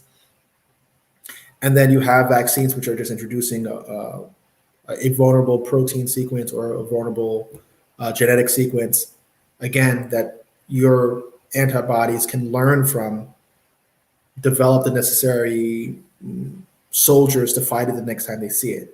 Even if they introduced a protein, which is not the virus, it has no ability to reproduce, it has no ability to duplicate itself. It's just a genetic sequence or a protein. your body says, okay, I know this protein is foreign. I know what to do to deactivate it, to destroy it. That's all a virus, that's all a vaccine is. Okay. So it's almost like injecting yourself with a cheat code. Take the damn vaccine, get the cheat code, and move on. And then you have like the AstraZeneca or the Moderna or one, I think it was AstraZeneca vaccine that there was like the blood clots in women, 5 women died. The incidence, fact, the incidence of blood clots occurring in this population of people who got the COVID vaccine was less than the natural occurring incidence in the world. Meaning there is no real correlation between the vaccine and the event. Because let's just say 1% of people develop DVT, PE, whatever the stat is, I don't know what it is, and die. Less people who received the coronavirus vaccine developed one of those blood clots and died. So you could even make the argument with that study of millions of people who received it, that if you take the coronavirus vaccine, you have a lower probability of developing a blood clot. Instead of the news spin, which was coronavirus killing people because it's causing blood clots. There's just bad reporting, misinformation. That's all. Sean, how are you? My condolences, but glad your paths crossed before he left this earth. Me too. And thank you. Just by you breathing the air and walking on land, you have a purpose. That is true.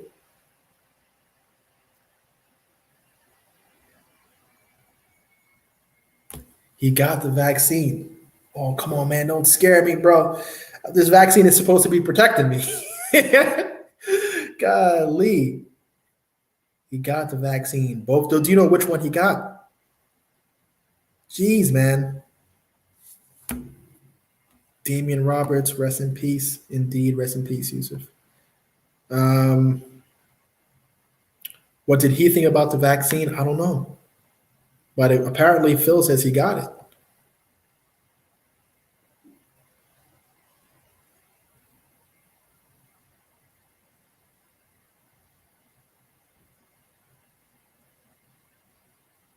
Carl, there's many true so-called true conspiracies that prove that the virus is man-made, and therefore, why not investigate these so-called conspiracy theories?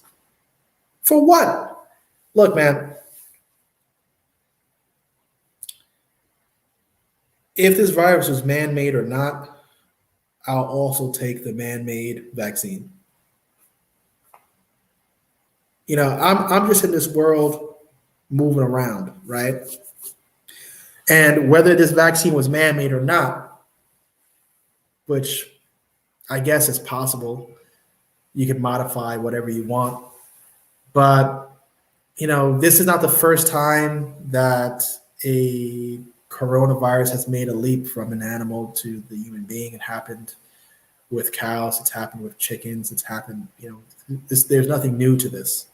And there's nothing new to humans and animals being decimated by viruses. Like, you know, there's a theory, an evolutionary theory, that says that the first genetic information and the first organisms could have been the consequence of very simple viruses getting encapsulated in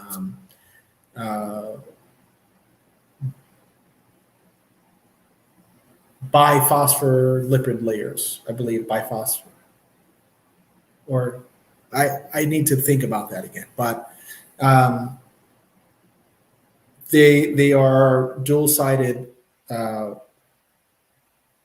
like lipid layers, right? And they can exist in fluids and can come to exist. I think it's biphosphorus lipid layers. I don't know. I can't remember. You know, this is like 2001 classes here that I'm recalling. So These fears that are pretty much fat casings, or what we would look at as modern day cell membranes, somehow interacted with viruses and created the first cells. That's one theory. There's also another theory that viruses play an active and critical role in evolution and the morphing of all organisms. Some of the viruses kill you, some of the viruses change you, some of the viruses give you cancers. To as a human being, to think that you can somehow you have some kind of control over nature is asinine. But even if this was a man-made virus or a man-modified virus, right? Then okay, so what? That means that you distrust the humans who made the virus as a form of I don't know, economic manipulation, perhaps, or some form of warfare. I just don't think so. It just seems pretty weak as far as an argument is concerned. But let's just say that's the case. Then why not try to do something about it by taking the counter, right? Another man-made response to the attack, right? Isn't that what we do, right? If you're going to be attacked by an outside government or an outside cell, and then the counter force is fighting against that, then why don't you take the counter source? Or is the theory that it is the producers of the virus that are also making the vaccine? So it's like a self-fulfilling loop. And if that's the case, then you might as well take the vaccine again, because they're the ones who made it in the first place. So then they're the ones who can counteract it, and you just got to pay a fee for that. It's free anyway, or you pay a fee for it. So be it. I would rather do that than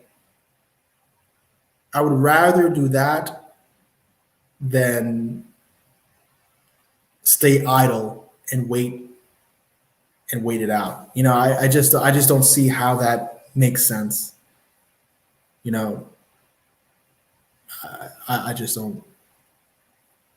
I don't know, maybe it's because of my background. Maybe it's because I've worked in healthcare virtually my entire life, and I just don't. I just haven't fallen into the theory of anti-vax. It doesn't make any sense. I think overall, vaccines have helped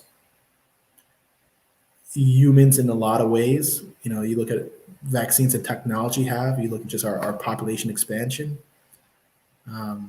But humans act very similar to viruses. All organisms, it's all the same crap. But you're entitled to do what you want and believe what you want. But you can't pass off theories as fact, right? A theory is a theory. A theory hasn't been verified or reproduced with 100% accuracy, right? So I think when you start to share theories or even beliefs as fact, that's where you're kind of doing society a disservice. So,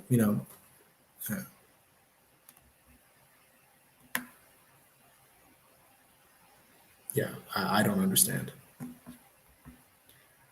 Niagara Falls, okay, close enough to Buffalo. Cold, upstate New York.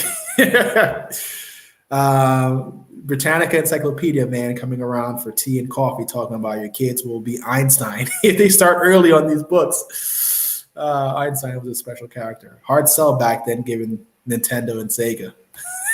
Exactly. That was somebody's father and mother out there pushing these books, man, hoping to earn their commission. Crazy world. Damn, that's scary if he in fact was vaccinated. These variants are no joke. That's why it's so important to stop the virus in its tracks. A mutant variant. Look, you know, it's not only a mutant variant of COVID. Any vaccine, any virus could emerge that is horrific. Look at what smallpox did to the natives of South America and North America. It was like a third of them were done. One third eliminated by smallpox. That's, there is a high likelihood that the demise of humans, if not, at their own hands, will either be climate change, which is inevitable, right? Where, our climate and our environment changes enough to no longer support our species. And our species can't continue to use technology to outperform, or to give us an advantage. Or it's going to be a virus. Imagine an Ebola-like virus, right? That has like a 50, 60% kill rate, spreading as successfully as COVID has. What that would do to humanity. And and if that were to happen, it wouldn't wipe out the entire human race. It would wipe out a good chunk of humans. But those who remain will have some sort of, they would have been selected out by nature to be the reproducers of the next generation, right? So I've come to accept that. I think, I don't know if in our lifetime we'll see a more catastrophic viral pandemic. Who knows? But, if you just look at its extinction level events over time, it's disease and weather change that wipes out, or infiltrating species, right? Competing species. And sometimes those competing species are the ones that bring the viruses, which I think was the case with human and Neanderthal. But I don't know. That's just me talking nonsense, conspiracy theories. But I know that's one of the theories as to what happened. Is like either Neanderthal got bred out by humans, outcompeted by humans, hunted in genocide, the victims of genocide, human genocide, or just disease got the best of them, or they just the environment that they needed changed and they phased out. I'm sorry to hear this news. I cannot believe it. My condolences to you and all that had. Pleasure of knowing him. Thank you for that. Got my second AstraZeneca shot last week here in the UK and about to head back to Brazil in August. 500,000. Yeah, they just crossed 500,000 last week or so, which is like 220 million people. 10% would be 22 million. 1% would be 2.2. It's like a 0.25%. Or something like that. Yeah, something small. In the grand scheme of things, that's a lot of people, but relative to the population, it's a small slice. So you could justify it in that way. COVID, my friend. COVID. Phil in Brazil. I will type out what he said here. We were planning a mini tribute to him on my podcast on Monday, and I can share the screenshots. Awesome. Awesome. Yeah, if you need any contributors, let me know. The vaccine doesn't prevent you from getting the virus, but it should minimize your symptoms if you get it and not be life-threatening. Yeah. I don't think any virus, I don't think any vaccine prevents you from getting the virus, right? I really don't think so, because it's not like a virus repellent, right? I think if the virus were to enter your system, your body's equipped to isolate it and, you know, kind of limit the extent to which it replicates in your system, which is what ends up being the problem for you in the long term, because of whether it takes over the host cell and causes damage to the host cells, or it's your body's immune response that actually kills you, like in the case of COVID.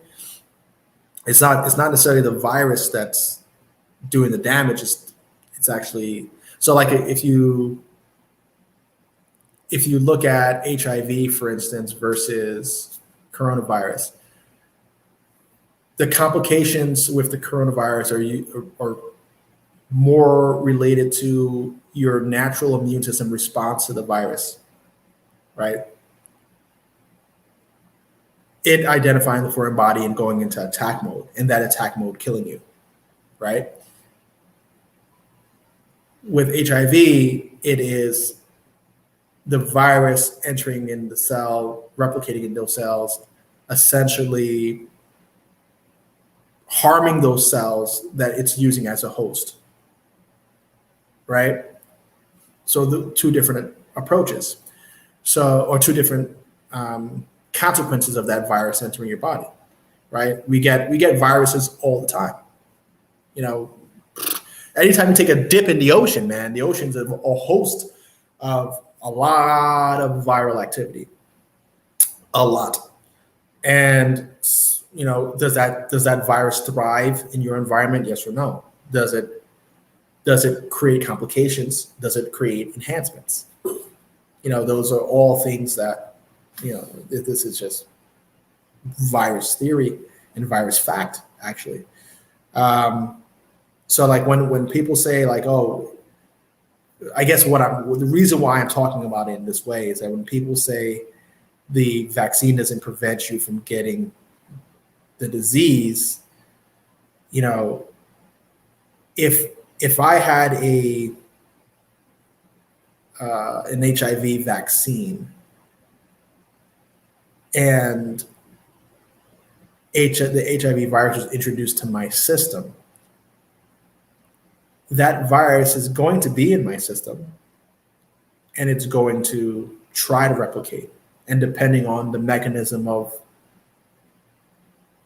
the vaccine and how it kind of counteracts that its method of reproduction or replication will dictate whether or not I even exhibit symptoms or can have a detectable positive, right? So it's kind of hard to say why they go around saying that, like, oh, you know, it doesn't repel. I guess because if people are getting tested after the vaccine, they still might test positive because the virus may start to replicate to some threshold before your body says, uh-oh, and, you know, puts it on the virus before it gets to a critical level of being too high that when it puts it on the virus and now gives you pneumonia and kills you. Yeah, so that's that.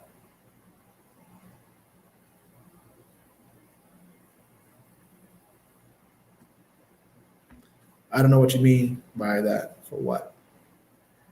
Marvin Hagler and Hank Aaron got the vaccine and they didn't do well. We lost a few good souls.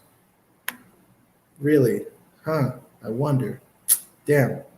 Now I'm going to be going down that rabbit hole tonight of people who received the vaccine and outcomes. I've been to Brazil and I can assure you that Yusuf was considered to be part of the fabric of Brazil. Yeah, for sure, man. September 19th, I volunteered for the vaccine trials for COVID-19 held here. I'm sure this will shock some of you, but I wanted to let you know the vaccine is one that was created in Russia. You got Sputnik. I received my first shot yesterday at 4 p.m. and I want to let you know that it's completely safe with no side effects whatsoever that I feel. Sputnik. That I feel fine. I guess that's the rest of it. Interesting. Not a good look for the Russian variant, for the Russian vaccine. But damn, that's horrible. Now, damn man, you're ruining my day, Phil. I felt safe. Now I need to get some more vaccines. Lorianne, there are reports that a few people who have been vaccinated and contracted the virus after have died, but the number has been very small. There really is no choice but to take the vaccine. I would agree with you. I think you might as well do what you can to improve your probability of success in defeating the virus. Why not? I mean, if there was a vitamin that you could take, right? Some pill for sale or some tea from a plant, let's just say that's what you're more comfortable with, or some weed you could smoke that would reduce your odds, and you would take that, then why not this? It's kind of food for thought. Loki, ENTP, some of your viewers are spook out over the vaccine. Well, just tell them your foods are genetically modified. Tomatoes, bananas, peaches, almost every fruit and veg are transgenetic modified. Of course. Even the pigs. Even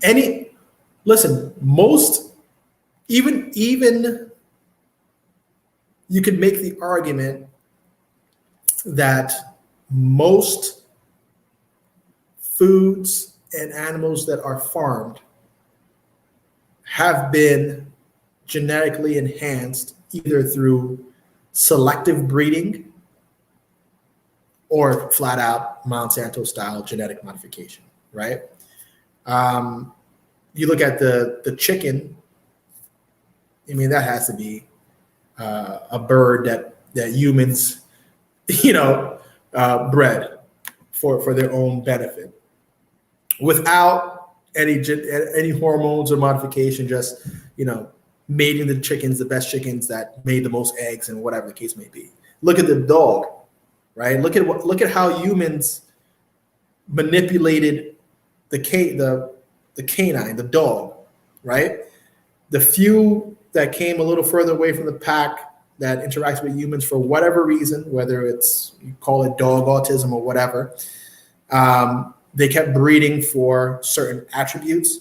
And based on that breeding, they physically changed the appearance of the dogs. That you have everything from a Mastiff to a Chihuahua and everything in between, right? Like very distinct breeds, physically distinct, but same species.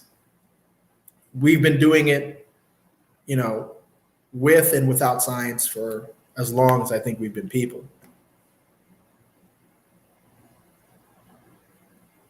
Carl, watch this YouTuber. I'm going to find you, and I'm gonna tell you if there's things in there that are absolutely bogus and non-factual.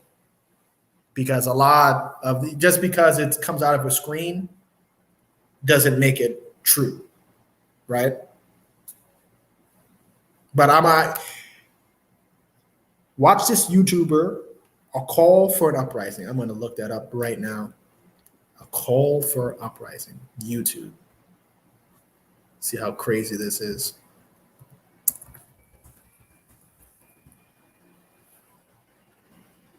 There's 3 installments of this. Oh man, this looks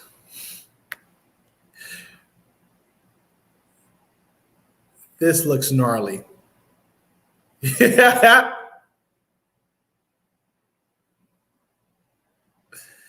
have multiple channels. They have one channel that's 523,000 subscribers. and 760 videos. Another channel that is 396,000 subscribers and 997 videos.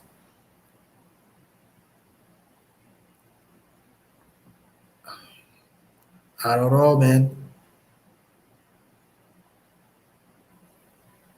Super clickbaity. Man, I'm gonna watch some of this, but already this is like tinfoil of tinfoil, bro. Man, man, oh man,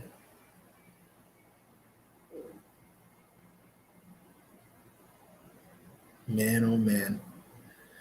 Well, if it's all true and these conspiracies come to fruition, then my advice to you, Tanya, is do your best to live the life that you always wanted to live.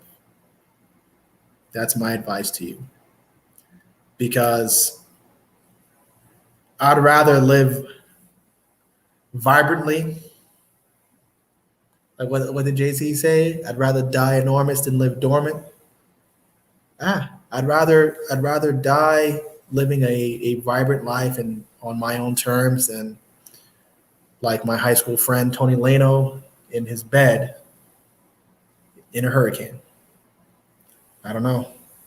Probably would have had more fun surfing in the hurricane and survived than waiting it out at home. So I know I would rather than go back and forth with you and insult what you believe. I'm not going to do that. Um, as an ANTP, I'm very inclined to do so, but I'm not going to do that.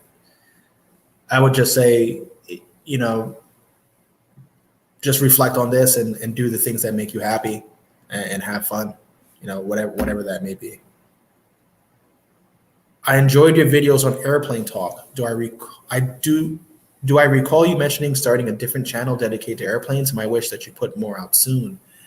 Jonathan Sims, welcome. These past maybe 6 weeks, I haven't really been putting out much content. And the content that I have been putting out has been more geared towards a course that I put together for healthcare staffing. I just had a baby. She's 2 weeks old. And I just moved and I'm, expanding my business here. I've been doing a lot. And one of the things I haven't been doing is flying enough. I'm trying to kill this mosquito. Come on, light, get it together.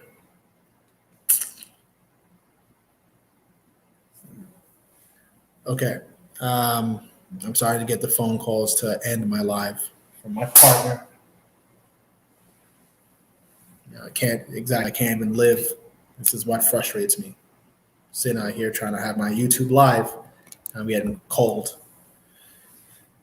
Yeah. Marriage sucks. I'll tell you that much. Okay. Yeah, so I would like to spend more time filming. I plan on putting out another channel called Flight Forward. And that's going to be entirely aviation related. I am going to still sprinkle in some aviation on this channel, but more in the broader storytelling aspect. Like if I'm going to a new city, checking out something, or just, for business sake, I will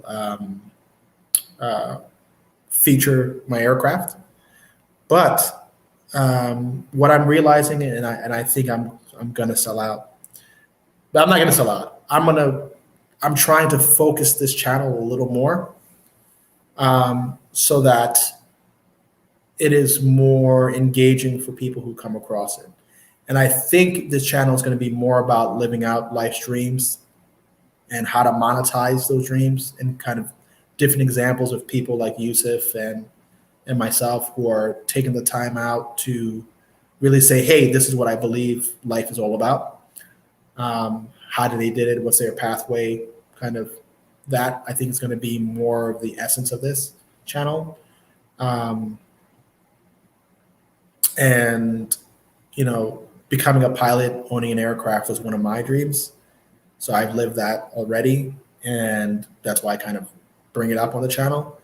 but I am going to be doing my channel exclusively for aviation, and it's going to be more about like I think the direction I'm going to be going with it is stories about private pilot travel and just awareness of airplanes. I don't think I'm not going to be a channel where I'm highlighting a bunch of different aircraft. Um, I think it would be more of a channel about things that I personally find interesting about aviation, and what I love about aviation the most is it's my personal travel machine. So I want to really show how it's my personal travel machine, maybe how I go about learning, maybe modifications to my own aircraft, more so than general aviation talk. But I'll see how that kind of takes shape. I'm going to just get through these next few comments and get out of here. As someone in the medical profession, any thoughts on why Africa has not been hit hard by the virus? Could be genetics. It could be they've already had another wave, at a different point in time and have some sort of innate immunity to it. Or it could just be, if you look at the numbers, I don't think more people died on average this year than any other year in the world. When you look at 220 million Brazilians, 500,000 deaths, a quarter of a percent. It's I think it's negligible, and maybe that there's in some of the African nations not enough infrastructure for a bunch of testing and justifying of a death being a COVID death versus this dude just got sick and died. Same thing in Haiti. It's like they're not even really thinking about it. We got other problems. I think that's what it is. This might be a pandemic of, more of a knowledge-driven pandemic. Like the fact that we know and are able to share and provide updates and test rigorously, that the numbers are huge. But had we not had any testing at all, would we notice something abnormal? Would we notice more people just dying, or would a death like Yusuf just be like, man, he got a really bad cold and died, and that would have been the end of it? It's just an untimely death. I don't know. I don't have the answer for you. I agree with you, Lorianne. Again, the vaccine is not a brick wall. People get the flu every year whilst vaccinated. The vaccine curbs the strength of the virus and maybe provides some immunity overall so that it's not spreading as much. I agree. Divine, anytime there's a vaccine, they put a strain of the virus in the actual. No.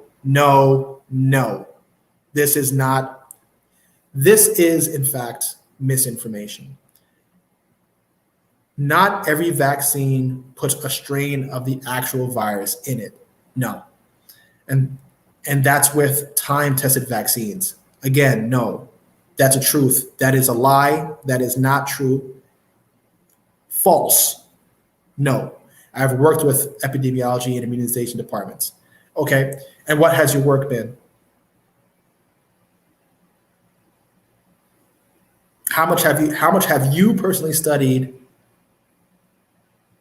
virus activity, the biology of viruses, how genetics, how much have you studied that? Because what you're saying is actually not true and it's a lie.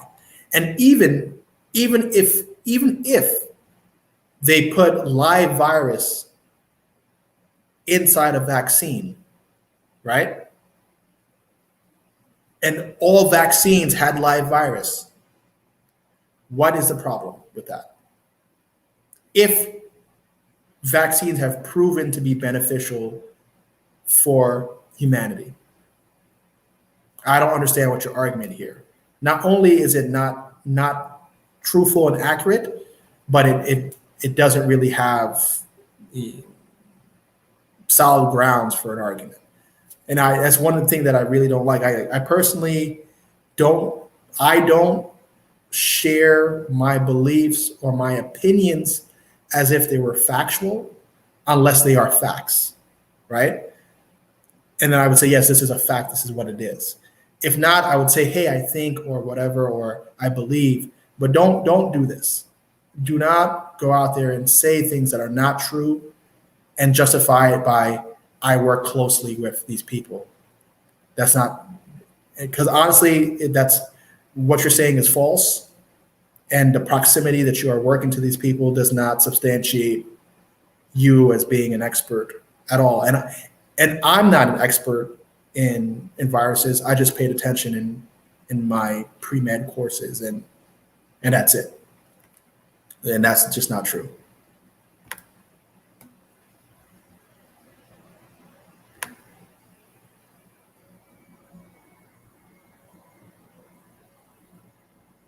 Oh man, I can't. I'm sorry, man. This is we're going down a rabbit hole, man. Andrian Ward, I think there is misinformation on the use of being vaccinated. Maybe. The immune system is very intricate. For me, it was harder to understand than both cardiovascular and nervous system. Um, I guess that's just a matter of learning and how you think of things. But most of our systems are pretty complicated, but they can be fairly basic as well. But thank you for sharing that. As a child raised on a farm, most people don't want to know what they eat, where, and consume. They certainly don't. Believe in the Bible, not the one that Trump held upside down. Oh, come on. All right, guys. I don't know if you guys are trying to trying to provoke a rant, or if this is real. I'd rather die enormous than live dormant. That's right. Um,